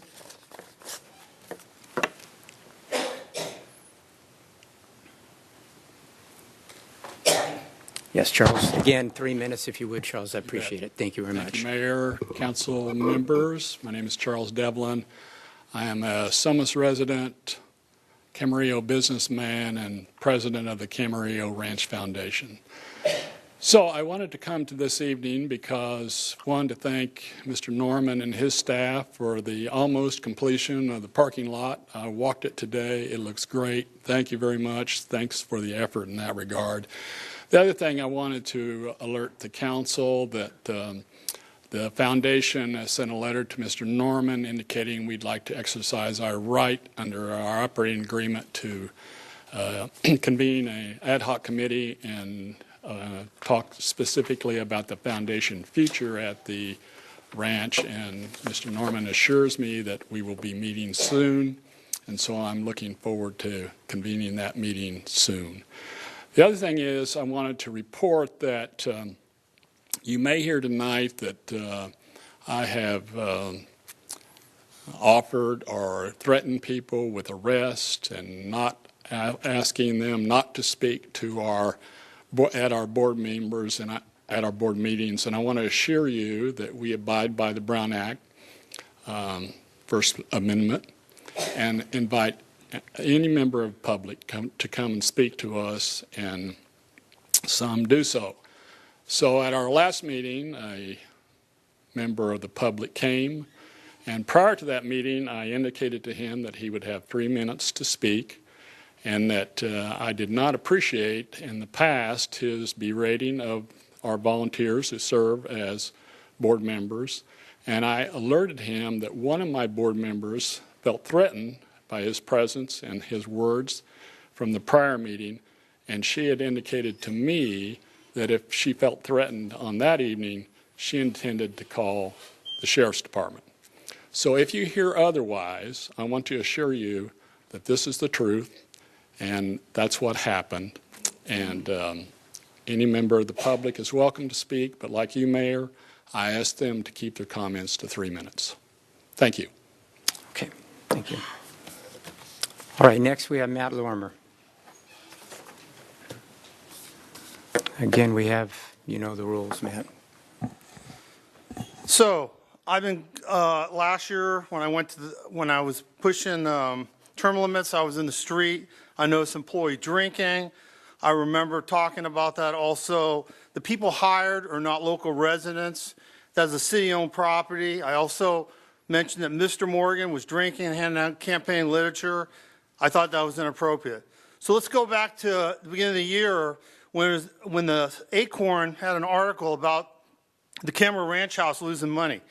Charlotte was there and Sean was there, and they were attacked because they basically answered the Acorn's article, and they were also asked to write a check, a personal check. They also were asked to donate their time. You know, that's not right. This is a public-owned facility, and that was a shakedown, and I don't appreciate it. So let's go into Mr. Charles Devon, what he said to me. I don't lie. I'll take a lie detector test. I don't appreciate what happened to me. I'll tell you what happened to me. I have made public comments there. I've never threatened anybody. I've been in this city many years. I'm well known in this community. I don't have a arrest record. But Mr. Devon came up to me and said, I'm very upset with you because you're complaining about the board members, their failures. And he goes, you don't know a thing about accounting. And by the way, if you do that, a board member or myself can call the sheriff's department and have you arrested and removed from the property. And I don't care what the city council says. And let me tell you something right now. I do not lie and fabricate and come up with this garbage. That's what he said to me. I don't know the man. I have nothing bad to say about him. But he did come up to me and use that language. You know something? This is a public-owned facility, and it's been failing miserably for years. They consider themselves a private organization. They don't come up with any paperwork. I've asked what the protocols are as far as drinking and other things. They never do it. And let me tell you what I was upset too that night. Before Sean got there, Charlotte wasn't there, they referred to Mrs. Craven as lazy. Now I'm going to tell you something. I've had a lot of disagreements with the city council, Ms. Craven, but you know something? I don't use that kind of language. It was highly disrespectful, and it's been going around for a while. They're a highly disrespectful organization to the city council. They're highly disrespectful to the public. And you know something? It's time to get closed down. They should pay rent. It's time for a new organization. I don't appreciate it. I've never talked to Ms. Craven like that. But you know something? They insult the city council. They want you to write a check. They shut down council members for money. I don't do that kind of stuff. But you know something? He's trying to rewrite history, and it's not the truth. The fact is, I have a right to speak. This is America, and I will speak. I've never threatened anybody, and I have a long history in this community. Everybody knows who I am. Yes, do I attack council members when I disagree? You're right, I do. But I've never made a threat or anything like that. And I totally disagree with that, and I do have a right to speak. Thank you. Thank you for your comments. I do not have any more blue cards. Would anybody else like to speak? Okay, we're going to move down to the departmental. It's a status update for the city's wireless communication facilities regulations and compliance with the recent FCC order regarding small wireless facilities. Do we have a staff report on that? Yes, we do. Thank you, Mayor Kildee. So I'm going to start with some background and a brief summary. In 2014 and in 2015, the city undertook a comprehensive review of the wireless facility regulations. At that time, it was done in light of preemptive federal regulations that were imposed by rules adopted by the Federal Communications Commission. The result was the adoption of a new code chapter 19.76, which was the Wireless Communication Facilities Ordinance that's in effect. The FCC recently adopted additional regulations that are primarily directed at small wireless facilities for what's known as the next fifth generation of deployment, which is more commonly referred to as 5G. So staff has reviewed the updated rules from the FCC and determined that our existing Chapter 19.76 is consistent with these new rules. And the adopted regulations that we have in place will allow the city to continue to appropriately regulate small wireless facilities. So in 2015, when we underwent the code update regarding wireless telecommunication facilities, the ordinance included several months of work spanning at least 10 months between 2014 and 2015. That included work of Community Development Department staff and our city attorney's office, and we even brought in outside counsel from Telecom Law Firm, specifically the attorney Jonathan Kramer. This effort was undertaken in response to the then recent FCC orders that, among other things, limited local discretionary regulation of wireless communication facilities and established time limits known as shot clocks for the processing of applications so that they couldn't drag on and on. So the result, again, was the city's adoption of our existing wireless communication facilities ordinance that has been codified in Camarillo Municipal Code Chapter 19.76 by the ordinance that was adopted initially by an emergency ordinance, 1108 on March 11th, and then ultimately by ordinance 1109 on March 25th of 2015. We want to highlight the extensive public outreach that was conducted at the time for the preparation of this existing ordinance, which again over 10 months included 6 public open meetings, one of which was intended and directed primarily at the industry representatives from Verizon, AT&T, et cetera. Again, it ultimately resulted in the adoption of our existing wireless communication facilities ordinance March 25th of 2015. Since that time, we've continuously monitored our wireless communication facilities ordinance, and we want to ensure that we're compliant with any updates to FCC regulations in order to, number one, ensure that we have our wireless communication facilities regulations in conformance with those FCC regulations. Second, to implement any necessary changes to our internal administrative procedures, specifically relating to the shot clock time limits or other permit processing matters. And then we also want to ensure that we can maintain as much local control over the development and operation of wireless communication facilities within our city, including the public right-of-way, to the maximum extent we're allowed, permitted under state and federal laws as well. So recently we've seen in the media that other jurisdictions are undergoing updates, and specifically locally here we have the City of Thousand Oaks and the City of Simi Valley recently amending their wireless communication facilities ordinances, which have not been updated since 1997 and 2006 respectively. And we understand that these updates are in reaction to the recent FCC order, which is directed, again, at the regulation of small wireless facilities. And they're also proposing to catch up with prior FCC orders that originally led to our city's adoption of the Municipal Code Chapter 19.76 back in 2015. So fortunately, we've been compliant and current. So for wireless communication facilities here in Camarillo, our city's ordinance regulates the siting and location, design, development, and operation of wireless communication facilities, which also includes the public right-of-way, which typically is a preferred location for the 5G small wireless facilities, which they prefer right-of-way for coverage and the availability of existing structures, such as light poles.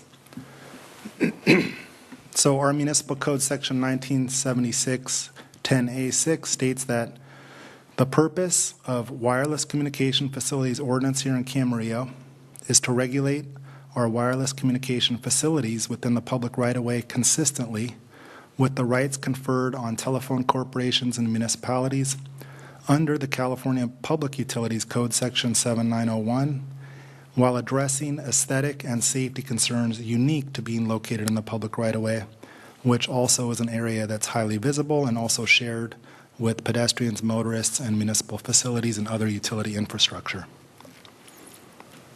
Facilities in our city's right-of-way are permitted with administrative permit, and typically the design of these facilities must either be stealth or camouflaged. And the stealth facilities are defined as facilities where they are architecturally integrated into a building or other concealing structures, or located such that no portion of the transmission equipment or base station or any other part of the facility is visible from publicly accessible spaces. So you can't really recognize that it exists. A camouflage facility is one that's designed to mask or blend with the surrounding environment in such a manner to render it generally unnoticeable to the casual observer.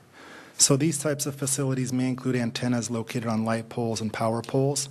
They may be ground-mounted or building-mounted antennas that blend with the surroundings. And the base stations could be ground-mounted but screened by landscaping.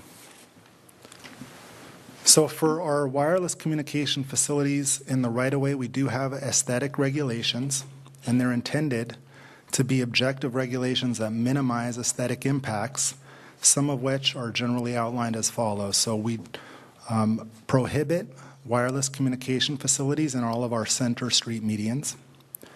They're not allowed to be located or constructed in a manner that would interfere with the use of city property or the public right-of-way by the city or the general public. They must comply with Americans with Disabilities Act requirements. And the facilities must have subdued colors and should be non-reflective materials that blend with the surrounding areas.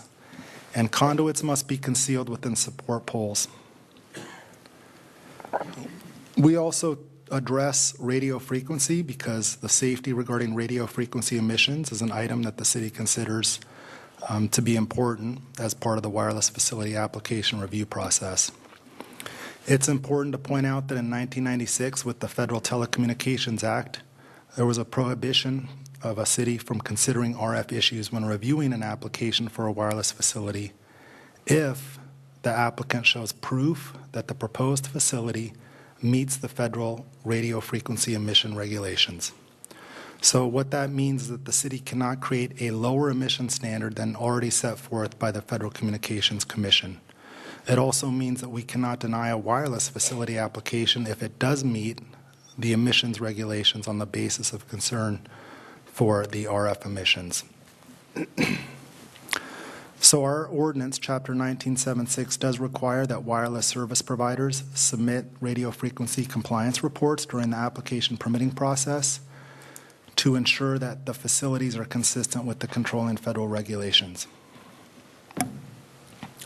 So specifically regarding the 2019 FCC order that has addressed small wireless facilities, it went into effect January 14th, 2019, and it primarily addressed the regulation of those small wireless facilities in the public rights-of-way with respect to the shot clock for processing applications to make sure that they were timely, for permitting levels of processing fees and recurring fees to be reasonable for the use of the right-of-way absent specific findings allowing higher amounts, and then that we could address aesthetic requirements.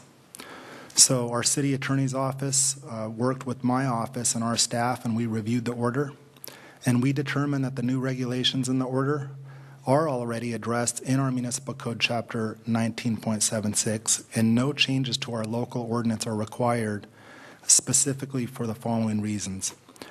The current FCC shot clocks are not codified in our chapter, but they're implemented as part of our city's internal administrative procedures as we process these applications. And the small wireless facilities located within the right-of-way are permitted currently under an administrative permit under my authority, subject to my review and approval with staff, and we're capable to comply with the FCC's new shot clock requirements for small wireless facilities. The city also currently has an adopted fee for administrative permits and modifications to administrative permits, and we're also currently reviewing our existing fee schedule that would be applicable to these small wireless facilities for compliance with this FCC small wireless facilities order. Our municipal code sections also provide for regulations on aesthetic requirements of wireless communication facilities within the right-of-way currently, and this is consistent with the FCC small wireless facilities order, and therefore does not require any changes to our ordinance at this time. So in conclusion, I know this is a little dry and it's all text. Usually you see pretty pictures from me, but this is a legal matter. In conclusion, we haven't received any applications for any 5G new small wireless facilities in the public right-of-way since this recent order went into effect in January. And since 2015, we've only processed one administrative permit for wireless facilities in the city right-of-way area, and this permit was for the installation of the data collector units on 13 Marble-Light poles and streetlights to support Southern California Gas Company's remote advanced meter communication devices. So they now do their meter reading remotely and digitally. And some wireless providers have indicated that they will be seeking to install such new 5G facilities in the future. But city staff is not expecting an immediate increase in applications for facilities in our city's right-of-way. And we also recognize that Edison, which owns most of the light poles in the city's right-of-way, is required currently to adopt a new light standard that can structurally accommodate the attachment of small wireless facilities. A representative from Edison indicated in a meeting here recently that they anticipate it'll take approximately 12 months or more to create a new standard for their streetlight poles that could support the additional facilities. So we've looked into this. Our existing ordinance covers us, and we're in good shape. And we suggest that you receive and file the agenda report that's been drafted for your review and presented in your agenda packet, supplemented by my verbal presentation. All right. Are there any questions at this time for that? Do you have any questions? Mr. Mulchay, do you want to start us off? Sure. Our ordinance covers public right-of-way, but is there anything preventing wireless carriers from approaching private landowners, shopping centers, private business owners, landowners in constructing or incorporating 5G wireless facilities within their buildings or towers? I know there's a few shopping centers that actually have them included within a facade. No, so our ordinance also addresses private property. It's just this 5G, the fifth generation, is anticipated to go in the public right-of-way because they're typically smaller units that need clear line of sight. So we currently have requirements to address private property and commercial, industrial, and public, private parks, all those properties where we currently have wireless facilities now. So our ordinance covers both. Any other questions? Mr. Tremblay? So I have a couple questions for you, Joe. And actually, the first question is probably a combination question for both you and Brian as the city attorney. So if I'm understanding this correctly, and I need to be assured that under the city's existing ordinance, under Chapter 19.76, does the city have the maximum ability that it may possess under federal law or consistent with federal law to regulate 5G facilities? I'll answer first. The answer is yes. In second question, and this is a combination question again for both of you, in recent months you've seen activities by other municipalities in this area, and much of it may well be with respect to updating ordinances that have not been updated in years, and ours was updated in 2014 and 15, and I give staff a lot of kudos for that. But in recent months, is there any provision that city staff is aware of that other municipalities have adopted which are not contained in our existing Chapter 19.76? We recognize that some other jurisdictions, I think, have proposed some unique separation requirements that we haven't included in our ordinance and we don't think are consistent with the FCC regulations, and that the FCC potentially would preempt that, but that's subject to their own legal opinion and their I'm not analysis. sure, okay, but I'm not sure I understand what the separation I items think are. some jurisdictions are trying to put a minimum distance between facilities, and I don't think that that's, we've looked at that with our city attorney, we don't think that's legally defensible. Does the city attorney concur in that? Yes. I believe, though, Mr. Vaca, that when we looked at this, we had thought that our current ordinance would allow us the flexibility to address the issues that might be presented without the need to have minimum distance requirements. Is that correct? That's correct for private property, but in the right-of-way, it's going to be pretty challenging to try to have any type of separation based on use of utility poles. Well, let's follow on that question. Is that a matter of the internal administrative procedures adopted through city staff, or is that part of the ordinance? Do you know the answer to that one, Mr. Vaca? So we have certain separation requirements on private property for fall hazard, but in the public right-of-way, we don't have separation requirements, and we don't think that that's defensible. And the reason that you don't think it's, this is a question actually for Brian more than you, Joe. The reason we don't think it's defensible is, finish the sentence. Is it a matter of federal preemption explicitly, or is it an implicit inconsistency with federal regulation? I believe it was our conclusion that we wouldn't be able to impose a separation requirement based upon the FCC regulations. Is that separation requirement currently being litigated? Not to my knowledge, but that doesn't mean it isn't.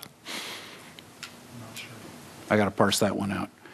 My understanding is that the FCC regulations were currently being challenged. Yeah, but I don't know if the separation issue is. Are you asking in general or with regard to the separation issue? Separation. Yes, I don't know if it is being challenged on that or not. I agree with you, Brian, Mr. City Attorney. I'm not sure the specific reasons for the existing litigation, other than the fact that there are some lawsuits pending. Okay.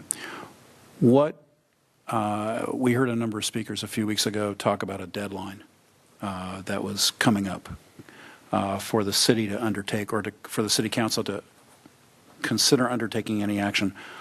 What is your understanding of that deadline?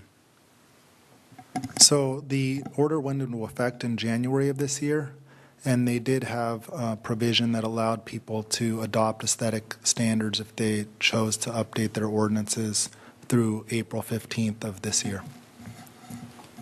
Not separation standards, but aesthetic standards? We felt when we completed our analysis that we're good. We already have a significant amount of aesthetic controls in place within our existing ordinance. Couple other quick questions, if I could. Is our ordinance susceptible in any way to legal challenge? This is a question for the city attorney. Because the shot clock requirements are not codified in Chapter 19.76. Not in my opinion. And the last slide that you had up, Joe, talks about the light standards to be adopted by Edison. If there is any modification to light standards by Edison, to your understanding, is that subject to approval either by the Public Utilities Commission or any other regulatory body before those standards are modified? Do you know the answer to that? I believe so. I don't know 100% with 100% certainty, but I'm pretty sure they must be regulated. And then we would look at it also for structural integrity and safety, since it's going in the right of way. But what they anticipate is adjusting their poles to a certain structural integrity to accommodate small wireless facilities. Assuming it is regulated for purposes of discussion, which regulatory body regulates it?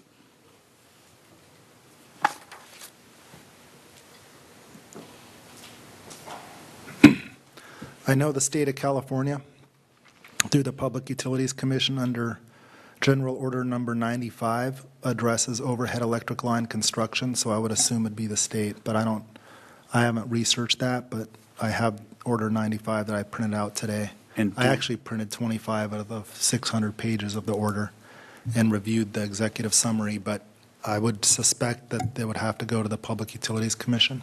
Okay. Yeah, I don't want to hold you all 600 pages. Do we know at this point, are you aware whether or not there is a challenge, whether there are proceedings pending in front of the PUC as to that issue? No, I'm not aware of that. I would just add that we concluded that the city's current ordinance, as you indicated in your first question, does it provide the maximum amount of exercise of local control consistent with federal law? And the answer is yes. We've done what we can legally do, and we've already done it with the ordinances that we have, and it was our conclusion that there was no further need to adopt any additional ordinances or to amend our existing ordinance. But then if I also understood as a follow-on that with respect to separation standards, that those would not be, as I understand it, consistent with? We're not recommending that at this time. Any other questions? Well, this is just information. Still have people who want to speak. Okay. These are how these were submitted. I will call you up in that order. Matt Lorimer, Lorena Soratari, and Noel Villanueva. So first is Matt Lorimer. Thank you for calling me in order. I did it the last time too, Mr. Lorimer. No, it wasn't. Yes, I did. No, it wasn't. Yes, it was. No, it wasn't. Yes, it was. Dishonest. It was not It's dishonest. dishonest, sir. I'm not going to argue with you. Either the city manager was involved, the city clerk, or you were involved. I don't appreciate it. So, that being said on that subject, so the FCC regarding 2G, 3G, and 4G in previous studies have said that the skin can burn. Now, no study has been done on 5G. I wonder why, because it's coming out. People have a real concern. You're a city council. I think you should invite these people down and see if they've conducted any studies. Because if there is a threat of being burned, I think there should be a sign located in an area, and also they shouldn't be near schools. They should be away from buildings by so many feet. I think the previous studies show that something was going on here. Now, here's the thing. You have a responsibility, your citizens. There's people who have raised concerns. Those concerns, you need to vet them out. What does vetted out mean? It means have people down here telling you what they know, what they don't know. But you should do that. Honesty is a good policy. So the policy here, as of February 3rd, 2019, the FCC has not, I repeat, has not done any study on that. And again, technology is great. I have no problem with it. You know, we need it. But I think we need to use caution here. There's a lot of unanswered questions here. And if there's previous studies that said something was wrong here, you do need to have warning signs. Public should have a right, if you live in the area and you have an objection to where it's placed, you should be able to come to your council and make your concerns known. And you, as the body, should listen to those concerns carefully and make reasonable accommodations based on FCC's, your policies, but also using good judgment. And I know you study up on things. Some of you do a very good job. I hope you will take the time to carefully study all sides of the issue, because fairness is very important in decision makings in the city of Camarillo, as we know. Like I said, as we go through that process, I think it is very, very important that you look at both sides of the issue, not just the business side. Okay, I know people want 5G. Everybody wants to move a little faster. You know, if you go to Texas, the speed limit's 80. Here it's still 65. What does that tell you? So again, I hope you will look at all sides. Thank you very much. Next is Lorena Survatari. Lorena with us tonight. Again, if you could keep it to 3 minutes, I'd appreciate it. And put that microphone up if you would, Lorena, please. So, Thank you. First of all, let me thank you, Mayor and City Council members. Thank you for your desiring to serve in the public, to desire to be here, the job of office of public service. Now, I'm going to tell you when, I guess the city planner was talking, and I was raising my hand because I have answered for all my questions. I took my time to go and study everything and find out whatever is out there about 5G, and he covered a lot of things, but one of the things that you questioned was, has it been challenged? It is being challenged by 20 states, and also, and I can tell you a couple of them: Arizona, Utah, Colorado, New Mexico, Kansas, Texas, Oklahoma, Minnesota, Iowa, Missouri, Illinois, Idaho, Ohio, Virginia, North Carolina, and Tennessee, and Florida. Now, there is a Republican representative in Congress, is California. Her name is Ann Shu or Is-Hu. I don't know how to pronounce it, but I'm going to read you what she said. Having served in local governments for a decade on the San Mateo County Board of Supervisors, I understand and respect the important role that state and local governments play in protecting the welfare of the residents. Okay?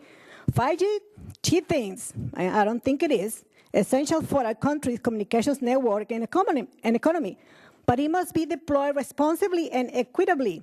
The FCC let industry write these regulations without sufficient input from local leaders. This has led to regulations that restrict cities from requiring carriers to meet the needs of communities in which they want to operate.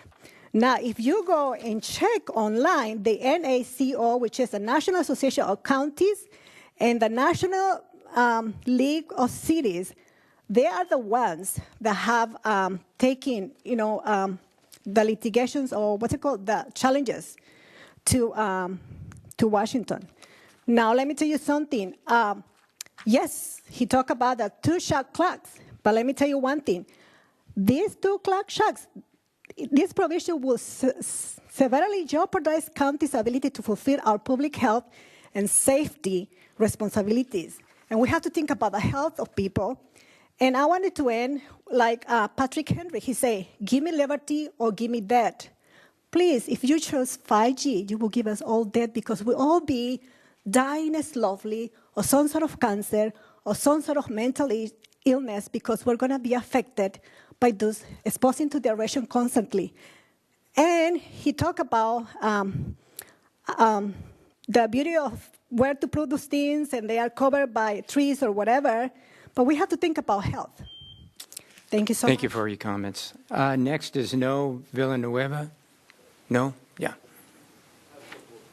Okay, we can hand it to the city clerk there. Thank you.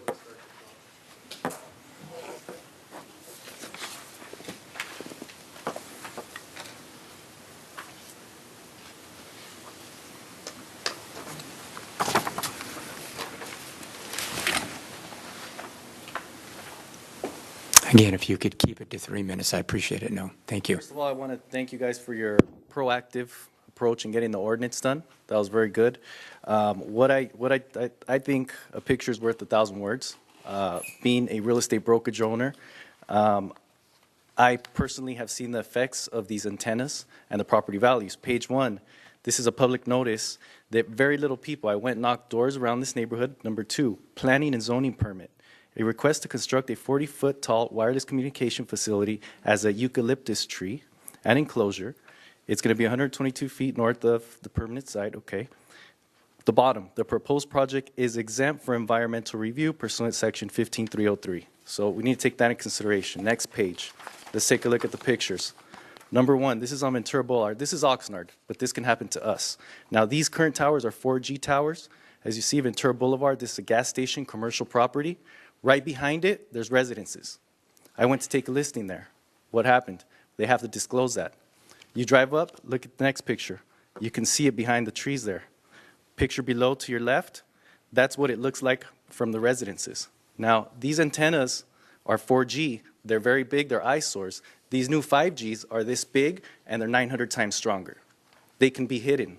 Now, obviously, up north, I did some research. There was a school where there's the 6th case of cancer with one of these 4G towers. Now, if these 5G towers are this big and could be hidden and in the right-of-way, this is a commercial property right away in somebody's backyard. Their property value just dunked. Anybody to go see his house is going to see that. What caught my attention most than anything, the middle picture at the bottom, way back there, that's a tiny little tower. That's a 5G tower. You can't even tell it's there. It's hidden. These are being constructed. You can see the cranes working on these. The top right picture, what if those were your kids on that neighborhood right there? They're literally playing on that street in the right of way. Next page. This community workshop only went to commercial property owners as myself. None of the residents in the area knows that this is coming.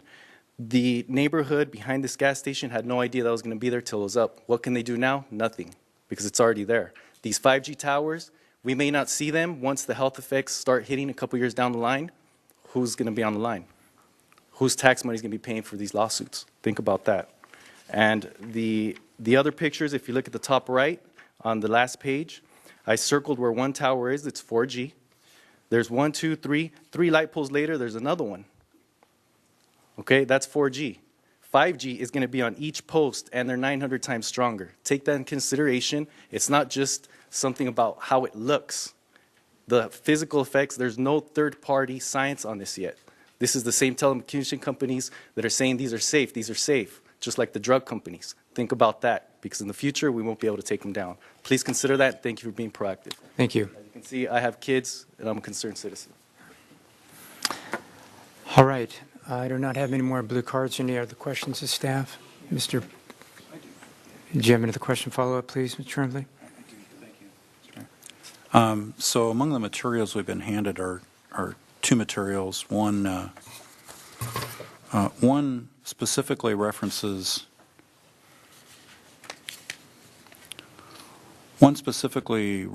a case that apparently is pending in the Ninth Circuit Court of Appeals.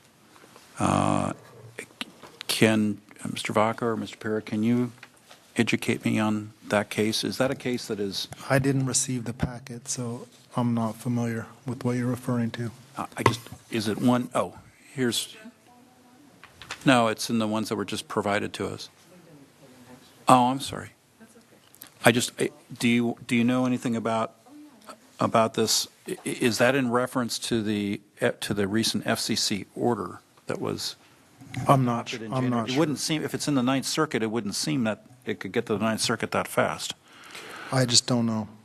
I don't know either what the status on that case is or the details of it, but until there's been a judgment that's been, final judgment that's been issued by the court, we wouldn't have anything to go by other than what the FCC regulations are. So at this point, the regulations are out there. They have not yet been overturned, to my knowledge, by a court.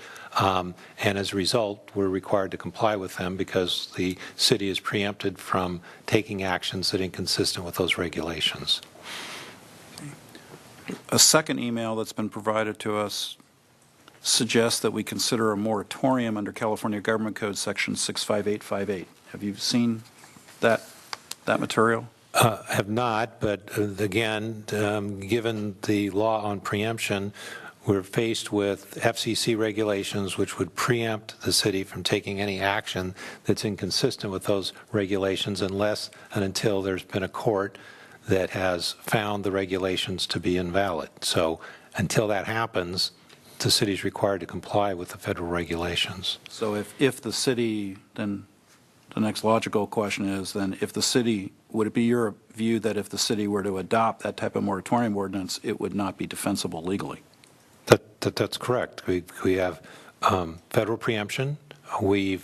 And to go back to your first question from your previous series of questions, have we done the maximum amount that we can do in terms of exercising local control consistent with the FCC regulations back in 15 and the most recent ones? The answer is still yes, and there isn't anything else that we can do at this point. And with regards to the radio frequency issue that some of the speakers made reference to, again, if there's been a report that's been submitted, and we do require that, if it meets the federal emissions standards, the city cannot legally take any action which would be inconsistent with that finding. Okay, thank you. You have a question? Yeah. Let me get questions first. I'll get the comment. Is it a question, Sean? Yeah, two questions. I'm also referencing the email, the red folder A2, big page A2.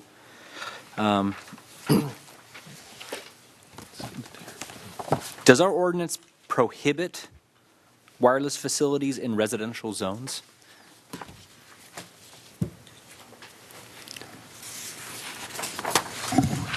No. So we have churches in residential zones, for instance. I'm sorry. No, sorry, I didn't hear you.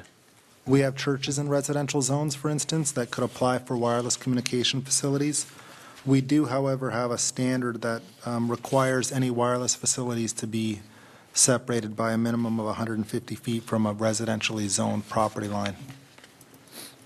And then what, in terms of our ordinance, what does it require in regards to public noticing of people within a certain radius, particularly residences, residential units? With the conditional use permit, we notify all property owners within a 600-foot radius. That's landowners, property owners, tenants, it's regardless of? Property owners. Property owners.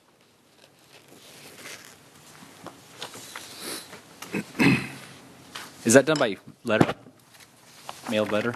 Yes, we mail letters, and then we also post a notice on the site, and we would post a notice in the paper, and we post notices at City Hall and on our website. Okay. Those are the questions I got. Thank you. Okay, comments, Ms. Santangelo? You had a comment? I wanted to speak to the concerns about health. I think most people know I'm a nurse. I have a master's degree, and I spent a lot of time in my studies studying research and studying how to do research, how to evaluate research. We're in a double-edged sword time with the internet. Anybody can get on and Google something, and you can find 500,000 things. And it's difficult sometimes to know what is true and what isn't, especially with science. I sadly see sort of a loss of how to understand science and how to understand research and know what is real and what isn't. I went through, and I've actually been spending a few weeks looking back at the research that is out there, looking at really quality reviews, and there is a way to do that. There is a way to know if research is valid. There are acceptable ways of rating what research is good and what research isn't, what is valid, what isn't, what really we should be worried about and what really we don't need to be too worried about. I've heard multiple claims over the last few weeks that 3G, 4G is already causing cancer, and this just isn't true. There are no studies that link 3G or 4G or this type of radio frequency to cancer in humans. There just aren't any. And if anybody wants to see what I've looked at, I'm happy to share that. I've pulled articles off of the American Cancer Society. I think you could trust them to let you know if something is causing cancer. I have things from the FCC, but I also went to a really well-written article that is cited all the way through, and cited, means that they go back and show you the actual evidence and research that they're summarizing. I think one of the scary things is that radio frequency has been designated by the World Health Organization as a Class 2B carcinogen, and that sounds really scary. But also on that list are pickles, aloe vera, and being a carpenter. So we have to put things in perspective, and we have to really not just see words and get afraid. We have to really look at the science behind things. There is, I think, one study that showed an increased amount of non-cancerous tumors in rats. Humans aren't rats. We take that radiation a lot differently because of the size of us. And as far as 5G being stronger, actually 5G is weaker, and that's the reason that the towers have to be so close together. And that's the real issue about the whole separation thing that we're talking about. What's different is the frequency is higher, but that doesn't mean they're stronger. Also, if you look at the list, there's a great chart in one of these articles that has the different types of radiation. And the cell phone radiation, radio frequency that we're talking about is in line with your microwave, your remote control, and visible light. So I just really want to put that all in perspective. With a science background, and as a nurse, I practice evidence-based nursing. I treat patients, and I give medicine, and I do treatment protocols based on research. And I want to also bring those skills and that experience here, and I'm hoping that by sharing this with you that all of you will be able to do that as well. I don't want us making decisions because we're afraid of something that really isn't there. This doesn't mean that I'm not saying that there shouldn't be more research. There absolutely should. There's always room for more research. But I also will not be a representative of my community that votes because of something that just is unfounded at this point. I'm more worried about the aesthetics of it, and I would like us to concentrate on that and what it looks like, because that's real.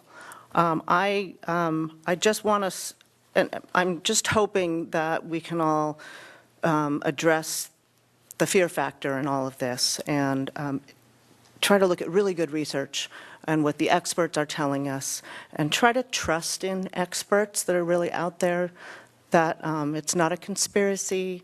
People aren't trying to rule our minds or trying to do something to our brains. There really are experts out there that really care about what they're doing and are trying to give us the right information. So that's all I wanted to say. I just wanted to address the health aspects about it. Move to receive and file a report. Do we need a second on that? A second. Okay. Please vote. That passes unanimously. Okay. That gets us down. We're going to go back to city manager. It's the citation processing and how do you pronounce that? Adjudication. Thank you. Adjudication services, professional services agreement. Do we have a staff report? Mr. Picaro, thank you. Good evening, Mayor and council members. The item before you tonight is to consider approving a multi-year agreement with Data Ticket Services for administrative and parking citation processing and adjudication services. The City of Camarillo staff processes a variety of administrative and parking citations. The existing process explained in your staff report are inefficient and labor intensive and do not offer a convenient method for citizens to pay their citations, among other things. By outsourcing this service, greater efficiency, streamlined customer service, and compliance can be gained. Staff has reviewed the citation processing practices of other agencies, many of which outsource this activity to companies specializing in the subject matter to ensure citations are processed and fines collected in a timely manner. Outsourcing this service will provide citizens with multiple convenient options to pay their citations by mail, phone, even online. And citizens will continue to have the option of paying their citations at City Hall, the traditional way. Additionally, Data Ticket will provide citizens toll-free telephone service with bilingual customer service representatives that will be trained to answer questions regarding the city's general administrative citation policies and procedures. Annually, animal control, code compliance, and parking enforcement officers collectively handwrite and issue 2,400 citations. In your staff report, big page 2. The annual cost for city staff to process these citations in-house is approximately $93,833. Again, on big page 2. The anticipated average annual cost savings to contract with Data Ticket for this service is approximately $59,854. Again, on big page 2 on the table. Having said that, should the City Council approve this item, the city would achieve immediate cost savings. By contracting with Data Ticket for this service, the city will be able to shift from a time-consuming manual data entry method of processing citations to a modern electronic platform that is both customer-friendly and city personnel-friendly. For these reasons, staff is suggesting City Council authorize the city manager to execute a multi-year agreement with Data Ticket for administrative and parking citation processing and adjudication services for a total agreement amount of $115,103. That concludes staff's report. Any questions? Mrs. Craven, do you have? Yes, I have several, and I'm not sure. I got confused, and I couldn't tell exactly what the end is for several things. So when we talk about 3 different groups, maybe it's 2 different groups that are going to be receiving the benefit of this: code enforcement and certain parts of the parking citations issued by the police department. And then I guess animal control is all done by county animal control. It was also mentioned in here, but Yeah, so the city contracts obviously with the Ventura County Animal Services, and as part of that service, they also issue administrative citations. but that was just an aside. That's not part of this. No, It is part of this. It is part of this, yes. Okay. And we're talking about 3 lease or purchase handheld electronic ticket writers and printers. So who's going to be using these? How are, So the handheld devices will be used specifically by the parking enforcement officers. okay, so code enforcement and animal control do use other things? They will continue to issue manual citations. Okay. Yeah. Okay, and then there's a chart on big page 3, and it talks about the cost for 18-19, 19-20, 20-21. There's a huge jump, so I couldn't find a start date on this. Okay. So is this because it's going to not start July 1st? There's a small portion of this current budget year? Is that why the cost is so low? You're absolutely correct. It's actually prorated. So we're looking at the last about 2.5 months of the current fiscal year.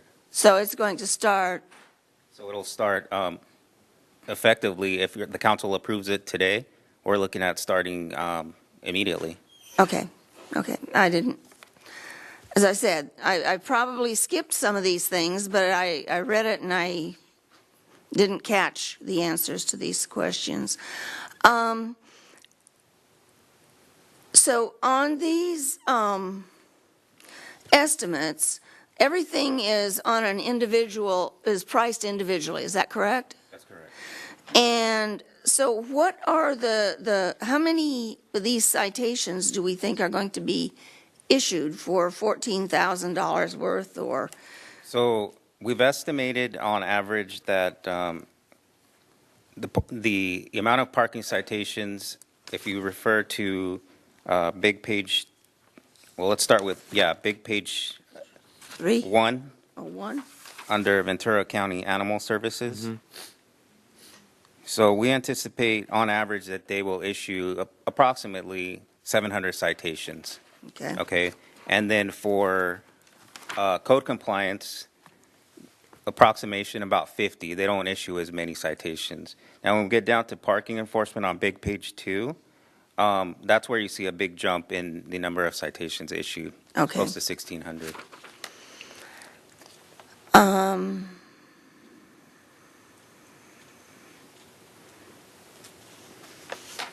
Okay, on the Exhibit A, the manuals, the courtesy notice, the manual citation processing, I'm on big page 5. Okay. It talks about bi-monthly, and I just want to make sure that there's not a confusion between bi-monthly and semi-monthly. This is really every second month, is that right? Yeah, every 2 months. Okay.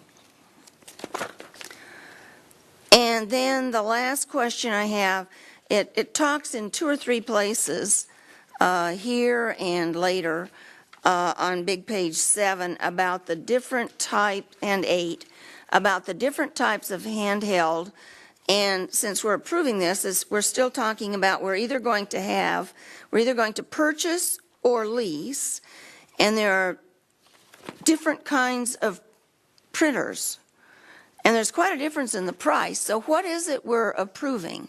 So we're looking for council to approve the Samsung tablet, the S3, and then we're also seeking approval for the TSC printer, which is $12 per month. Okay, and it looks to me like it's cheaper to buy them. Why is it that we'd be leasing all this stuff? Well, as you all know, technology, turns over rather quickly, and hopefully not, but let's assume that the contract doesn't go as we planned. We're not paying for the tablets all up front. And also, if there's a problem, let's say there's a problem with the tablet internally, they typically will come and replace it. If you leave. Well, they did one of mine, not this kind, but I had a tablet that they replaced because it didn't work, but I still bought it, I didn't lease it. No, but but after the warranty period, typically, because I've had credit card machines through my whole career here, and typically, what you do, if there's a problem with it, they will come and replace it for no charge if you lease it. Now, you have to weigh whether it's less, a better deal to purchase and or lease, but that could also be one of the benefits of leasing. The other thing too is with with the Samsung tablets as with the iPads, there's constant updates to technology. So for example, this is an Android type system. So if the technology, continues to update and update, and the tablet can't keep up with the existing updates, then we're going to run into an issue there, and then we're going to have to, basically those will become obsolete, and then we're going to have to jump and buy another, three So devices. I didn't see in here that they would replace them if it became obsolete, if we lease them. Well, I'm just going through what's here. no, I understand. So, fact of the matter is, yes, it does cost more to lease, but, again, in my opinion, what it boils down to is, what if this contract doesn't work out for us for the whole 3 years? Then we've already purchased these tablets that were specifically purchased for this particular program. So there's different ways to look at this. Okay, and then my last question is back on page Big 29. It talks about optional services, and I didn't catch if we're going to be doing any of those optional services, and if so, which ones? So these are all optional services that certain of these optional services we have factored into the pricing. So, for example, the adjudication letters, the second level hearing dispositions, those are all things that have been factored into the pricing. Now, let's say, for example, we didn't factor some of these particulars into the total cost. That's something that we could still leverage. These services, these are optional. Okay, So the services that we I guess my concern here is, we're given a whole menu of things, but I didn't see any place where it said, we are authorizing the city manager to sign a contract that says this and this and this and this and this. We're just given everything that the company gave us without specifying which ones. Okay, let me walk you through that then. So for the cost model for animal violations, so what they will do is there's a cost for that. So to enter the citations manually, that's not in your report. That's all on the back end. So it's $14 per citation, right? So 733 citations. We estimated approximately that's going to cost about $10,262. We anticipate that there will be 5 hearings at $85 per hour, which results in $425. Now we have the Franchise Tax Board anticipate 220 citations will be processed through the FTB at a cost of $2.50 for a total of $550. Then you have an escrow account, which is $100 a month, so that's $1,200. So the total cost comes out to $14,912. Okay? Okay. Following me? So that's I'm following you on so that. that's that. And then you do the proration. It's basically the same concept, but you're just prorating it for the last 2 months of the fiscal year. So if we move over to code compliance, now again, the amount to enter the citations manually, again, it's $14 per cite. We anticipate 50 citations for a total cost of $700. We anticipate 3 hearings. This is not in your report. This is just... Right. Okay. So hearings, we're approximating 3 hearings at $85 per hour, which totals $255 for a fiscal year. Okay?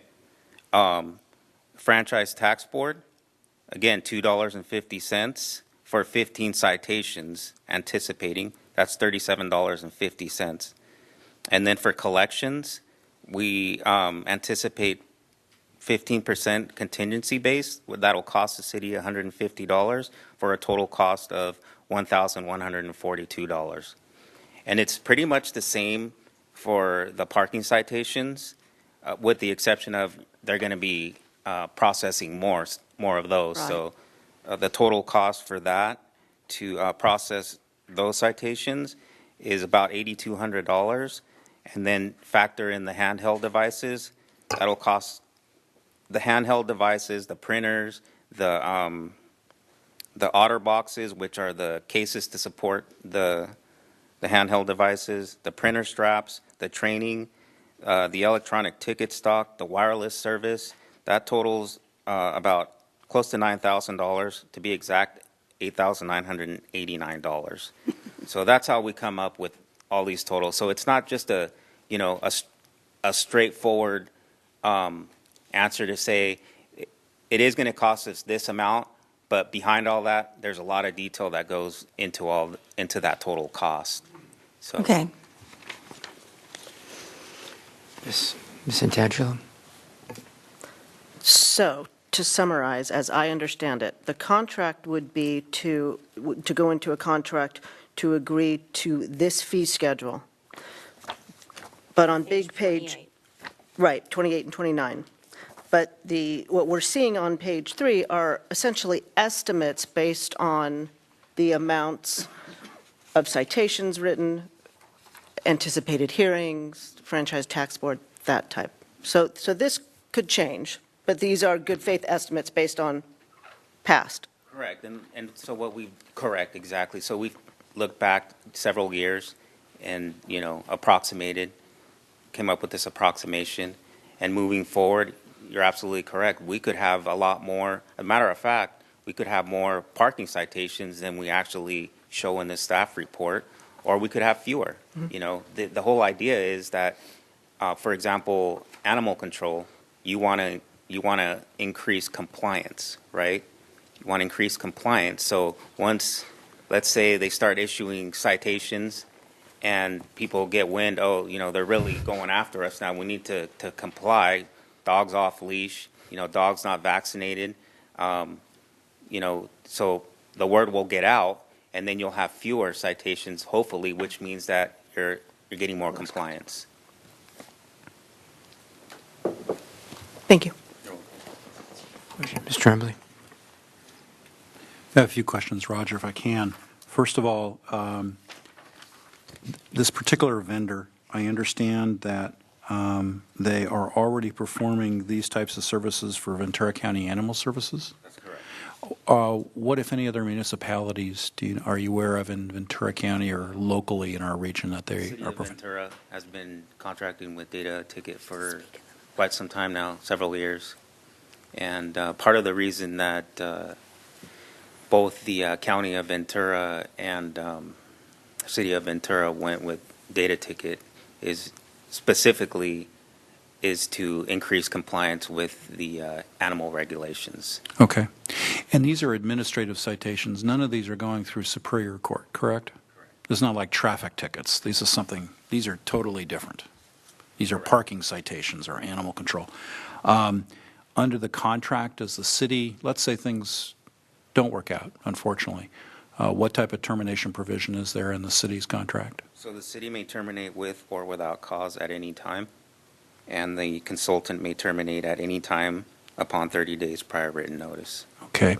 And then this entity is regulated by the State Debt Collection Practices Act, correct? That's correct. So they're obligated to, in all of their activities, vis-a-vis folks who have received citations, they are obligated to follow state law on debt collection practices, right? You're correct. Okay. Thanks. Ms. Shea? Roger, can you very, very briefly walk us through the current process that's taken staff all this time? Sure. So I'll just use, for example, the parking citations, because that's the one that's really, it's onerous, an onerous process. Right now, it's a bifurcated process. So what happens is a parking enforcement officer issues a ticket. Say he issues 10 in one day.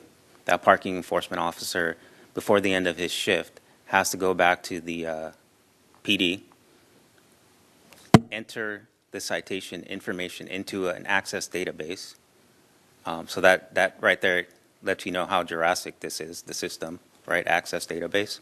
And then once the cadet has done that, then he has to bring a copy of that citation over to City Hall to the cashier, who then also has to enter that same data into Access database here in order to, have the data available here, so that when someone comes to pay the citation, they're able to process it. So that's how that process works. Now, in terms of record keeping, we have all the citations in storage. So, for example, we had the cashier staff basically go through the citations to determine, to get us to the average. And it took quite some time because they had to manually count it, right? So once we transition to this new, if we do transition to this new processing company, everything will be done electronically. So you'll have a parking enforcement officer out in the field actually, with a handheld device, the printer, just basically typing in the information into that tablet, uploading it directly to data ticket, pictures, any evidence, right? Video camera, video recording, pictures, all that's uploaded to their server. So that cadet or parking enforcement officer no longer has to come back to the PD and do all that, data entry, uploading to their server, the PD server, and then come back to City Hall with a copy of that citation so that we could do that on our end as well. So it basically streamlines the process. And in terms of like record keeping, we'll have staff that will have the ability to generate reports to pinpoint areas that are, highly, like for example, council members might want to know, okay, which are the areas in Camarillo that are, prominent for cadets to issue citations, parking citations. So we can pinpoint that and generate a report for that. So there's a lot of capabilities, and it's moving the city into pretty much the digital world, right? So this is all going to be cloud-based? Yes. And then you guys can run reports and... And the citizens can pay their citations online. That was going to be my next question. If, let's say I get a citation, my car is illegally parked or something like that. If I get a citation, am I exclusively communicating to data ticket? Then I'm not calling City Hall to pay over the phone. I'm not mailing in my payment into City Hall. I'm not going on. Well, I guess I can through this. People will be able to go to the city's website and pay online. But they'll actually be making the payment to data ticket. Yes. So it'll be a web-based browser that we will have available. We'll have a link on our website, but then it'll link them directly to data tickets, website, and then they'll be able to pay their citation through that portal. And if they want to do it by mail or by phone, are they contacting data ticket? Or are they contacting the city? And They'll be contacting data ticket, but they would still have the ability to contact City Hall. So what will end up happening is if they end up contacting City Hall, we'll educate them, let them know what the new process is, and give them the different options that they'll have available to them. I assume that on my citation I'll have a reference as to how I can go about paying it Yes. okay. Yeah. As a matter of fact, I have one here now, and it has a reference of how you can pay your citation. So data ticket will take payment, they'll clear it, and then they're cutting us a check, minus their respective fees. Correct. Okay. Any other questions? Just to tag on to that question, maybe it was a different report, but I thought you said people could still come into City Hall and pay it. They can. Oh, okay. Well, actually, maybe the finance director can chime in, but my understanding is that we would have some type of a kiosk available. So, for example, if the cashier line is busy, we can always, if they want to, we can direct the citizen to pay online at a computer that will be available at City Hall, make their payments there, so that if they don't have access to a computer at home, they can pay online here. Thanks. And for clarification, because you used the word kiosk, but you really mean just a computer? Yeah. Because they're doing it through the browser? Yeah. Yeah, okay. And just real quick follow-up, Roger. As far as purchasing and leasing, you're still recommending that we lease them because of the comments that were made earlier? Yeah, and you know what? I checked into that. I checked with the company and asked them, what percentage of your contracts are actually leasing or agencies are actually leasing, and they said it's about 50-50. I presume that some of the cities that are leasing it are for various reasons, one being that, it's a lesser upfront cost, right? And if they want to opt out, then they're not paying for the whole thing. So say we wanted to opt out after a year, then we're only paying for that 1 year rather than the whole 3 years. Okay. You might, Sean has yeah, I just wanted to follow up. In some cases, they also might have a lease to purchase. I know that might be not applicable in this situation, but if we do find that it's working out real well, in the future, we can go back and perhaps purchase them as well. I think so. I will May I follow check up on with them that? on that. I think there is still a possibility that if we wanted to, after a year, purchase them, Mhm. I think that option would be available to us. Mhm. Okay. Mr. Mulchay, do you have The hardware that we're leasing, it's proprietary hardware? It's not like a Samsung tablet or an iPad or anything like that? No, it is a Samsung tablet. It's not owned by the company that we're contracting with, if that's what you mean. It's a common piece of hardware, but it has their software specifically downloaded to it, and it's not like it's not like an app that we can just download, log in, because that would be so much more convenient and cheaper, I would think. But No, it's proprietary software. okay. Any other questions? Yeah, Mr. Tremblay. So Roger, if I get a parking ticket, let's just say for sake of example, it's $50. I can pay that $50 parking ticket as I read the proposal. I can pay that by mail, by check, right? That's correct. And there's no fee attached to that. Conversely, if I want to pay it online by credit card or debit card, there is a convenience fee that is added to that $50. Correct.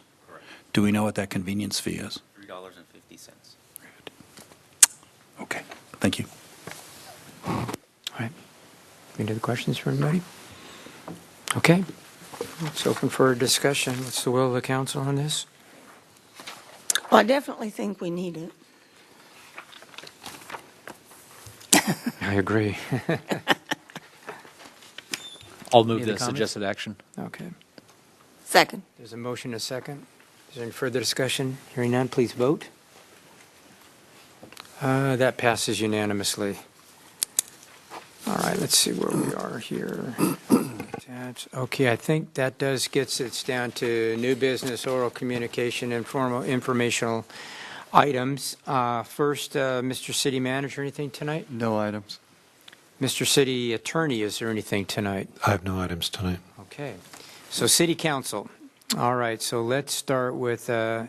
Mulchay, why don't you start today? Are you okay with that, or you okay? All right. The last 2 weeks relative to prior weeks and or months have been relatively light. But on Monday, April 1st, I attended Cameron Ranch Foundation Business Development Task Force meeting. On Tuesday, April 2nd, I attended the Cameron Ranch Foundation board meeting. A little bit what was alluded to here, and I'll update the council as well. The board did voted to exercise the right under their operating agreement to form an ad hoc committee to either modify the operating agreement with the city, and or potentially change the operator of the foundation, or even extend the agreement. We have 3 different options underneath our operating agreement, and perhaps the city manager can even chime in if I'm off base here. But it's my understanding that the ad hoc committee is going to be comprised of 1, 2, or several representatives from the foundation board. And then also, it's my understanding, Mrs. Craven and I, on behalf of the city, as we are the Camarillo Ranch, we serve on the Camarillo Ranch board. Yes, that's correct. And so I'm sure we'll have a meeting. Yes, in fact, we're in the process of setting up a meeting with the Cam Ranch Committee, which is you and Ms. Craven, for next week. And then we're also in the process of setting up a meeting with the CRF, you two, and the CRF the following week. We hope to have enough information to come to you in closed session on the 24th. Okay. In addition to that, I think the board or the council knows this of now, but on April 5th, the CEO of the Cameron Ranch Foundation, Marissa Elkins, tendered her resignation for it to be effective Friday, April 19th. That's it, and obviously there will be developments in the future.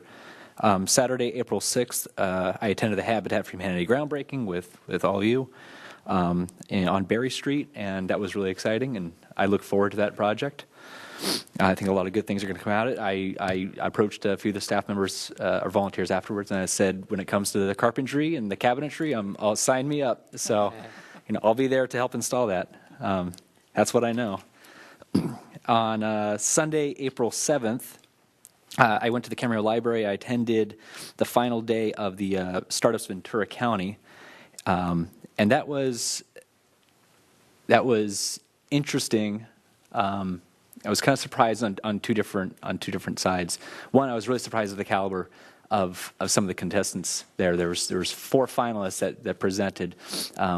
It was really cool to see people with really awesome ideas, and they're trying to figure it out, and they're trying to figure out a business model, and it just intrigues me. I love the people like that. I love the thought.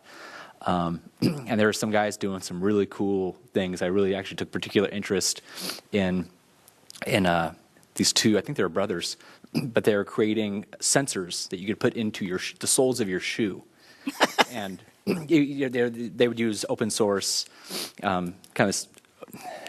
open source software to communicate the data as they're coming out. Their fault was trying to figure out how exactly to make money on it. That was the business plan behind it was a little lacking, but they had this awesome idea. I really liked the spirit of the idea. It's really cool. What are they going to do with the sensors in your shoes? Well, I was talking to a few people there, and they you're going to track everywhere I go. Well, I personally see an application when it comes to athletes and performance. If I go to Roadrunner, this athletics company up in Thousand Oaks, I think it costs like $80 for me to get a custom mold of my foot, so that way they can customize a sole I could put into my running shoe. It's formatted. It's for my foot.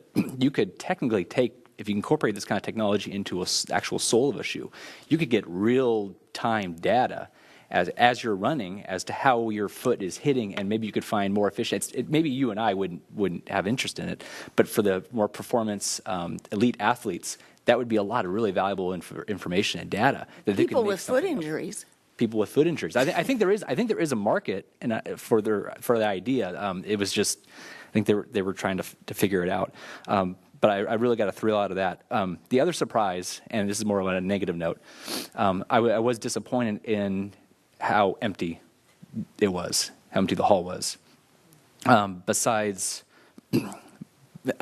from the public, I probably counted one hand. Number of people from the public that were there in attendance. I spoke to a few privately. I spoke to a few people who were actually involved, mentors in the actual event, and they expressed a little bit of displeasure in that they didn't feel like it was properly. They didn't like the structure this year, and they also didn't think it was as widely advertised and publicized as maybe could have been, and that might have contributed to the weak attendance and also not as many entrants as they had in prior years.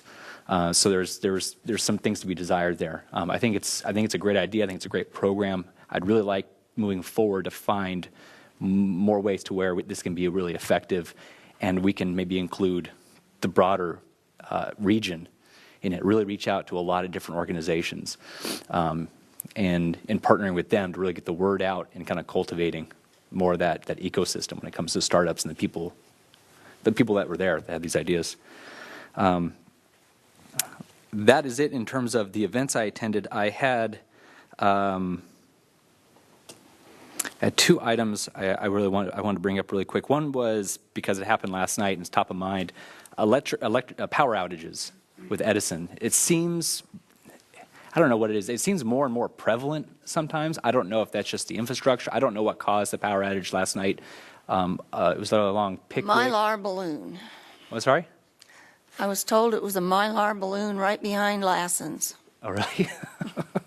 and the fire department had to come and put it out. So I got a few questions from the public in regards to that. What is, when there is prolonged outages, it was more as it pertained to safety, public safety. I don't know if does the police department, are they notified of outages and how those outages might affect public safety in terms of either traffic mitigation or in terms of if it's after hours, late at night, and it's businesses? Obviously, the alarms are deactivated. I don't know if people who want to take advantage of a situation. I don't think it's all that common, but I don't know if there was any type of protocol in where the police are informed that they may have a stepped-up presence in situations like that. I can't speak specifically to PD about that unless Dave has some information. And then the Public Works Director can talk about traffic control during outages. Microphone's on, Dave. Thank you, Mayor. So when we have a power outage and a signal is down, basically they're dark. So basically by the rules of the road, it's a four-way stop at a four-way intersection. Obviously, we don't have the manpower to cover every intersection. Once you start regulating traffic at an intersection with no power, you have to remain there until it goes back up. So typically we don't regulate those as a general rule. But it definitely is a public safety hazard. When the power went out and I was driving westbound on Las Posas, people are driving right through the dark signal. So it's sort of pandemonium until people figure out I need to slow down and eventually stop. And then are you guys, is the Camarillo PD, are you guys notified of power outages, or how do you guys come in possession of that information or notification? Typically, a report comes in, typically, or we observe it. Okay. In this case, I called it in as well. Yeah. But there's no automated practice where we get notified. No. Okay, Edison doesn't reach out to you guys or anything like that? Not typically. Okay. Unless there's something that's going to be pre-planned. Okay. Right. So Dave, a you have little, something? little bit more follow-up specifically on the traffic signals. We do have a protocol in place, and as the commander mentioned, the vehicle code law is that a dark signal is treated as a four-way stop. Mm-hmm. So in response to that, we do have protocols set up for when we're notified and become aware of a signal being dark. We call it being dark, and that comes in various forms. Sometimes from the PD, we get the report. If the information eventually comes from Edison, we get emails about outages on that. And then also sometimes citizens will call in about a signal being out. So whichever way, or even city staff that's out and about, and we'll see this. When a signal goes dark, we will go out and put out stop signs. And up to 2 signals being out. In this case on Arneal, I believe it ended up being 5 signals. Starting down at Daly on up to Dunnigan, we're out. And once it gets to that widespread, number one, we don't have enough stop signs for all those locations. Number two, it's essentially too widespread of an outage to control with stop signs. And the response and the setup and then the pickup, because once they go back in operation, those stop signs need to be picked up. So on a 1 or 2 basis of a signals being out, we will go out and install stop signs, both for an unplanned outage as this was, and then even for planned outages, which ideally it's nice to know when it's going to happen, and that is sometimes the case, and we will also put out stop signs in those cases. So and also just how that all happens is the signals are set up to where when the power goes out, if they come back on into full operation, then they're back up full operating. Sometimes we'll actually go out and switch them on to four-way flash. So when they come on, or especially when we put stop signs out, we have to put them on when power comes back on. It's in four-way flash because you don't want stop signs out and then it becoming activated with red and green. and conflicting with the stop signs. So there is a protocol to address signal outages on a 1 and 2 location basis. The more widespread outages, the response is they're dark, vehicle code applies. And in this instance, we did get a request to close off the dual left lanes on our Neal at Ponderosa. That we didn't follow through and do that. The thinking being that that's going to force, while it may relieve some of the congestion of dual left turns going through that intersection at a dark signal, which is always a challenge to negotiate who's going when, it can exacerbate the situation upstream and downstream at the other signals that were also out. So the decision was made to leave it operate as is as dark signals in that case. And then when it comes to business owners, and I think it applies to homeowners too, I know that if the power is out for a prolonged period of time, there's a number, I want to say it's like 8 hours or something like that, then businesses, and I'm specifically thinking of Wild Cherry in that little Pickwick shopping center because they're soft serve, you know, when their refrigerators go out because of a power outage and they don't have a backup generator or something, that's pretty bad for them. It could be devastating for them. There is recourse for them. They would have to reach out to Edison to seek some sort of reimbursement. That's only if the outage lasts longer than, I don't know the number offhand. I don't mean to put you on the spot. I'm not sure what the length of time is, but that I wanted to say it was 8 hours, but be between the customer and Edison. Yeah. For that, in that case. Okay. You know, I will also mention that there is and I looked at it when that happened before I left last night. I checked the outage center, and there was actually another outage occurred in the similar area. So I'm not sure if it was exactly related but I drove through and made sure the signals were up and running, and they were. But SCE has an outage center. And actually, there's an app you can have on your phone to receive information when there's outages in your area. But also, just in general, the website does have an outage map that's updated regularly with outage information. Okay. It's sad to think that a balloon can. Mylar balloons. Yeah, Mylar balloon can cause. I mean. Mylar balloon caused the whole city computer to go down once, and we had to buy a new computer. This was quite a few years ago, but. I just have one public announcement, and that's for everyone watching at home, and that's in regards to districting and our public hearings. We have our next one April 24th in approximately 2 weeks. The deadline to submit your maps, as I've been informed, is tomorrow. So if you have maps that you want to submit for that, to be reviewed for that public hearing, then please do so by tomorrow. And then also for the May 22nd would be the next public hearing. May 9th is a deadline to submit those maps. I just want to get those deadlines out, and I want to be and communicate that to the public because I think a lot of people still are not aware of the deadlines as they pertain to each of those respective public hearings. And that is all I have. Thank you. Thank you for giving me the time. Tremblay, do you want to go? No, I'm glad that you publicized those dates again because it's important. Meetings attended on March 28th. I took a tour of Naval Base Ventura County, both Point Mugu and CBC. Two things to note there. Just number one, how much military personnel appreciate the city of Camarillo and love the city of Camarillo. So, for example, I asked one of the senior base commanders, is there anything you want me to say to my city council colleagues? And they said, please just tell them how much we appreciate how much the city supports and welcomes our military personnel. And he specifically cited the example of the housing area. What was it? Was it Catalina?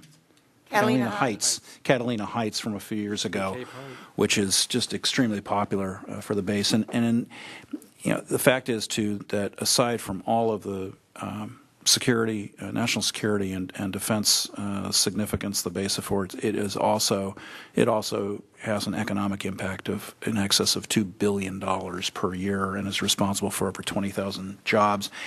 And in that light, one of our colleagues, Mrs. Craven, Charlotte, you have been on that RDP 21 task force for many, many years. You have done yeoman's work, and I know that you have championed the existence of the bases and the personnel there. So I want to thank you for all the efforts you do because you put in a lot of time on that. So thank you. Okay, March 30, I attended the Pleasant Valley School District 150th celebration, which was fun. April 3, the EDC Executive Committee meeting on April 4. I had a Clean Power Alliance board meeting. Actually did that by remotely from Ventura rather than to go to Los Angeles. And on April 6th, attended, as we all did, the Habitat for Humanity groundbreaking on the Berry Street project.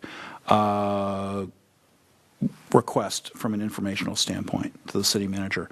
I would like to know the current, if we can get this, I'd like to know the current citywide vacancy rates for 3 categories. 1, apartments, multifamily residential, if we can get that information.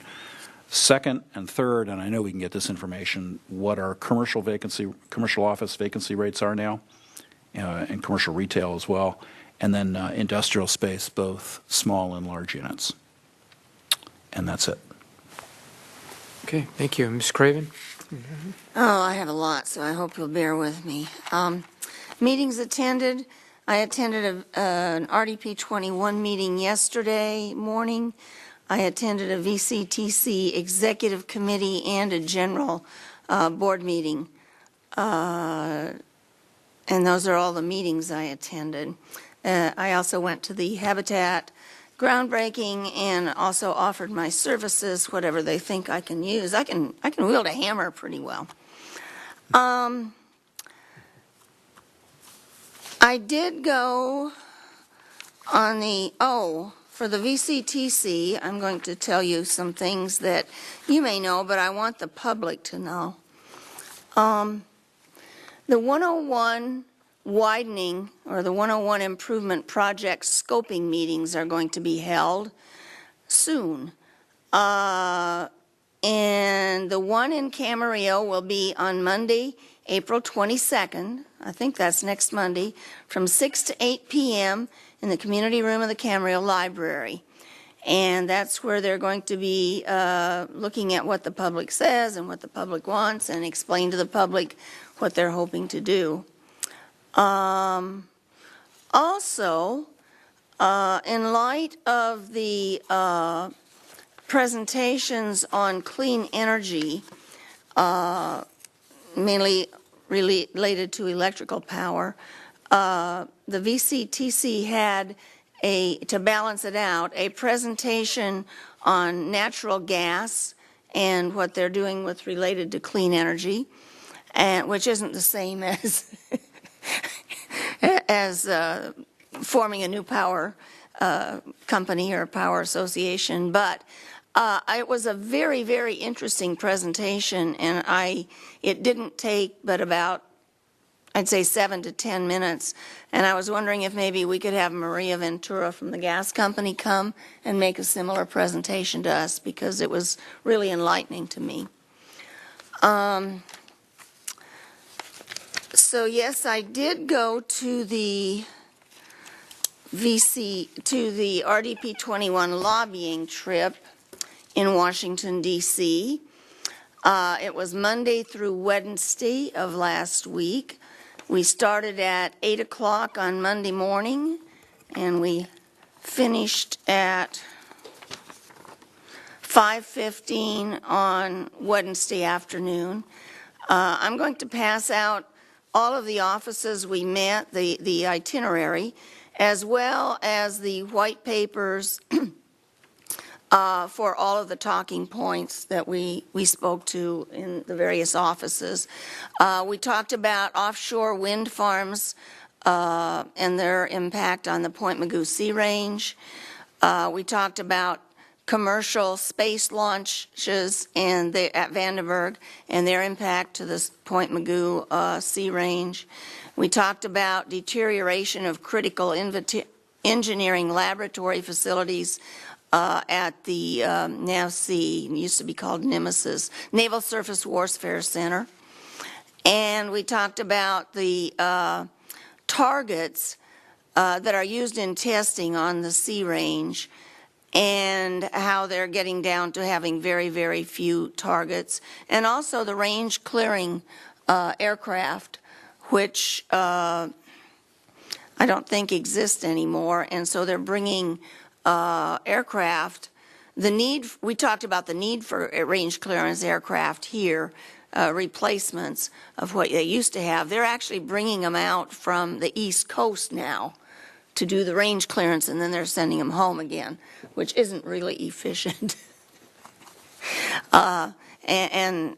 Well, it just leads to all kinds of problems. You can read the white paper if you're interested in that. And then we talked about the need for a combat vehicle maintenance facility. All of the stuff that's being done in the Mideast and Pacific has to be brought here to be rehabilitated. And the building that they're using was built during World War II and has been condemned, and we've talked about that building for many years, and we hope we get someplace this year. Since while we were there, word came through that they're not going to be taking money away from current year Department of Defense military construction projects for the wall. And I'm also including a map of the Sea Range so you can see how big it is. It's the largest sea range in the world. It is used to test not only U.S. military but other things, and also not vehicles but weapons that our allies have. So I'm going to ask the city clerk to distribute these to all of you. I also read in today's Star an article that really alarmed me. I hadn't heard of it before. We might have sent a letter on this. I don't know. I also don't know what the sheriff's doing. I would, if I missed communication on this, maybe somebody can let me know. But it's the headline talked about lawmakers would be the first in the nation to restrict the lethal force, and it would make people go through a whole series of decisions or maybe not be able to use lethal force at all. It's a bill. It was really interesting to me because front page, you go back to the second page, there's about this much. It never tells you the bill number. Which I thought was really interesting. But I think that if law enforcement's ability to use lethal force were severely restricted, as this assemblywoman from San Diego is proposing, I think it could have be really detrimental to public safety. So I think we need to keep an eye on this and also be in communication with the sheriff to find out where he's leaning. I know there's another bill introduced. It also didn't tell that bill number. So much for the Star's reporting. And finally, I would like to ask that we adjourn in memory of Jim Jevons. Mr. Jevons was a very prominent person in Camarillo for many years. He was in management positions for 3M for 13 years here in Camarillo. He was the city's first economic development consultant, employed by the city for 10 years. He was the Camarillo Man of the Year in 1990. He was the president of the Camarillo Chamber in 1982.